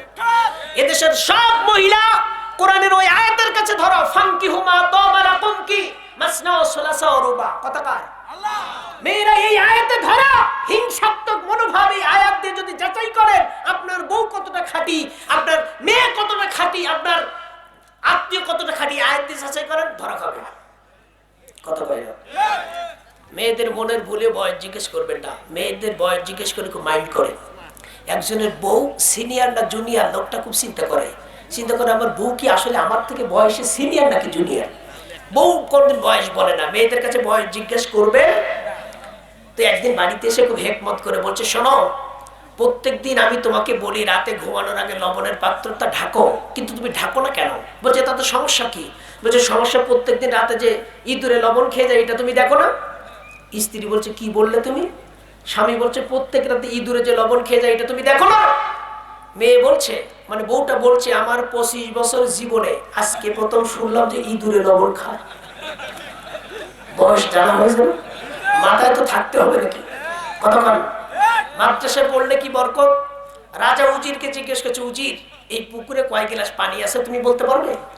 উজির বলছে, রাজা এরকম আহাম্মকের মতো প্রশ্ন কেউ করে? এই পুকুরের পানি কোনদিন গিলাস মাপলে শেষ হবে? রাজা বলছে, ওই যে একটা ছেলে মাদ্রাসা থেকে আসছে, শুনেছি যারা মাদ্রাসায় পড়ে তাদের মাথায় অনেক জ্ঞান বুদ্ধি দেয় আল্লাহ, দেখি ছেলেটা কি বলে। রাজা ডেকেছে ছেলেটাকে, ছেলেটা এসে দাঁড়িয়ে গেছে। বাদশা যে আমাকে ডেকেছেন? হ্যাঁ বাবা, তুমি তো মাদ্রাসায় পড়ো, শুনেছি কোরআন হাদিস যারা পড়ে আল্লাহ তাদের অনেক উপস্থিত বুদ্ধি দেন। আচ্ছা তুমি বলো, তুই পুকুরে কয় গ্লাস পানি হবে? ছেলেটা একটু ভেবে বলছে, রাজামশাই এই তো খুব ইজি সমাধান। উজিরের চোখ বড় হয়ে গেছে, কয় কি আমি পারলাম না, ছোট্ট ছেলে বলছে ইজি সমাধান বলো। বলছে রাজামশাই আপনি বলেছেন এই পুকুরে কয় গ্লাস পানি হবে, আমি বলবো গ্লাসটা যদি পুকুরের মতো হয় তাহলে 1 গ্লাস, আর যদি পুকুরের অর্ধেক হয় তাহলে 2 গ্লাস। তো সুবহানাল্লাহ কয় না? হ্যাঁ, এই জন্য ঈসা রুহুল্লাহকে উস্তাদ বলছে পড়ো বিসমিল্লাহির রহমানির রহিম। ঈসা নবী বলছে আপনাকে তাফসীর করতে হবে, ব্যাখ্যা বলতে হবে। আল্লাহ বা দিয়ে বিসমিল্লাহ শুরু করলেন কেন? আলিফ কেন দিলেন না? হযরতে মারিয়াম যখন এসেছে দুপুরবেলা জিজ্ঞেস করছে, উস্তাদ জি আমার ছেলের মেধা যাচাই কি করলেন, কেমন দেখলেন? বলছে আমি ওরে কি পড়াবো, ওই তো আমার পড়ায়। সুবহানাল্লাহ। এটা হচ্ছে কোরআনের বরকত, মাদ্রাসায় পড়ার বরকত, ইসলামের, এটা হচ্ছে বিউটি অফ ইসলাম। আল্লাহু আকবার। দোয়া করে দিয়ে বলেন পালিয়ে যাবেন নাকি আরো 10 মিনিট থাকবেন?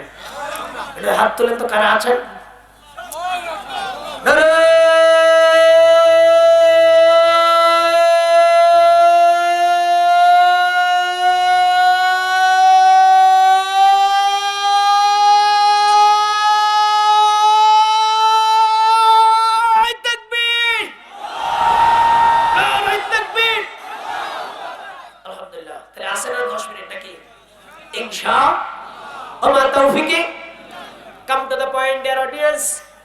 আল্লাহর নবী বলেন হাদাসানা আলী ইবনে আবি তালিব রাদিয়াল্লাহু তাআলা আনহু قال حدثنا ابو درداء رضي الله تعالى عنه قال حدثنا معاذ بن جبل رضي الله تعالى عنه قال حدثنا ابو سعيد الخدري رضي الله تعالى عنه قال حدثنا عبد الله بن عمر رضي الله تعالى عنه قال حدثنا عبد الله بن عباس رضي الله تعالى عنه قال حدثنا انس بن مالك رضي الله تعالى عنه قال حدثنا ابو هريره رضي الله تعالى عنه قال قال رسول الله صلى الله عليه وسلم سبعه يظلهم في ظله يوم لا ظل الا ظل امام عادل الله اكبر আমার ভাইরা শুরুতে একটি হাদিস বলেছিলাম, আবু দাউদ শরীফের হাদিস। আল্লাহর নবী বলতেছেন শোনো শোনো শোনো শোনো, মান হাফিজা আলা উম্মাতিন 40 হাদিসান মিন দীনিহি ফাকাসাল্লাহু ইলাইহি ইয়াউমাল কিয়ামা ফি সুমরাতিল ফুকাহা ওয়াল উলামা। আল্লাহর নবীর বিশাল হাদিস গ্রন্থ থেকে যেন 40টা হাদিস হিফজ করবে এবং বাস্তব জীবনে আমল করবে। আমার নবী বলতেছেন, আবু দাউদ শরীফের হাদিসে লেখা, তারা আলেম এবং ফকিহদের কাতারে সেদিন কিয়ামতের ময়দানে উঠে দাঁড়াবে। 40টা হাদিস। কয়টা হাদিস? সেটা পড়ার জন্য কোথায় যাবেন? এই মাদ্রাসায়। কোথায় যাবেন? মাত্র 40টা হাদিস আবু দাউদ শরীফের হাদিস। কোন ব্যক্তি বড় আলেম না, সে আলেমের ধারে কাছেও না, কিন্তু 40টা হাদিস যদি সে আমল করে এবং হিফজ করে তাহলে সে আলেম এবং ফকিহদের সম্মানে সম্মানিত হয়ে কিয়ামতের ময়দানে উঠে দাঁড়াবে। এত সম্মান, এত ইজ্জত যাদের বলা হলো, সেই মাদ্রাসার সাথে একটা সম্পর্ক তৈরি করা উচিত না উচিত না? আল্লাহ বলছেন আলাইহি 19 নামক থিওরি দিয়ে আমি কোরআন গেতেছি। কোরআনের একটা আয়াত বাড়ানো যাবে না, কমানো। আল্লাহু আকবার। এটা সংরক্ষণ করেছেন কে? আল্লাহ। আব্বাজান আজকে হাজিরা মাজলিসে উঠবেন না, আপনারা যদি উঠে যান হৃদয় থেকে কিন্তু একটা দোয়া আসবে, জানি না সেটা ভালো না খারাপ, কারণ আপনারা কথা দেন কথা রাখেন না। আমার বাড়ি খুলনা, আমি সে কালকে সন্ধ্যায় রওনা দিয়েছি খুলনা থেকে। আমার ভাইরা কথা হচ্ছে আমার যাওয়া দরকার আগে না আপনাদের যাওয়া দরকার আগে। আল্লাহ নবী বলেছেন মেহমানকে এগিয়ে আনা সুন্নাত, মেহমানদারি করা সুন্নাত, মেহমানকে এগিয়ে দেওয়া সুন্নাত। তাহলে আমার এগিয়ে না দিয়ে আপনারা চলে যাবেন? আমি চলে যাবেন? আব্বাজান, কথা হচ্ছে আমি 19 একটা সংখ্যা বলেছেন আল্লাহ। সব থেকে ছোট সংখ্যা 1, সব থেকে বড় সংখ্যা 9। একের পিঠে 9 দিলে 19 হয়। এটাকে সংখ্যার রাজ কয়। আল্লাহু আকবার। 19-এর ভিতরে কি কারিশমা আছে? কোরআন শরীফে এসএম শব্দটা 19 জায়গায় এসেছে এবং বিসমিল্লাহ শরীফের ভিতরে হরফ আছে 19টা। প্রথম যে সূরা আলাক নাজিল হয়েছিল, এই আলাকের আয়াত হচ্ছে 19টা। আল্লাহু আকবার বলেন। প্রথম যে 5টি আয়াত নাজিল হয়েছিল, এই 5টি আয়াতের ভিতরে শব্দ আছে 19টা। আল্লাহু আকবার। এবং সূরা আলাকের সিরিয়াল যদি করেন তাহলে 96তম সিরিয়াল হচ্ছে সূরা আল আলাক। এটা 19 দ্বারা ভাগ করলে মিলে যায়, মানে 19 দিয়ে কোরআনকে আল্লাহ এমন ভাবে গেঁথেছেন। আল্লাহু আকবার।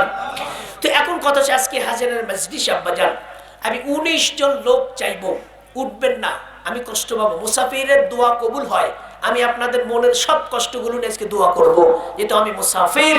মুসাফিরের দোয়া কবুল হওয়ার গ্যারান্টি আল্লাহর নবী দিয়েছেন। 3 ব্যক্তির দোয়া কবুল হয়। কয় ব্যক্তির দোয়া? তার ভিতরে মুসাফির আছে না নাই? কথা বলেন না কেন? আমি কি মুসাফির নই? আমি খুলনা থেকে এসেছি, সেই শত মাইল পথ পাড়িতে, আমি কি মুসাফির নই? সুতরাং আমার দোয়া যে কবুল হবে এটা কে বলছেন? আল্লাহ নবী বলেছেন। কারণ আল্লাহু আকবার। 19 জন লোক চাই বাবা যান এই মাদ্রাসার জন্য। যারা এই মায়ে হাজরানে মাজলিসে আছেন, মাত্র 5 ব্যাগ করে সিমেন্ট দিবেন 19 জন লোক আব্বাজান। আমি বেশি চাইনি।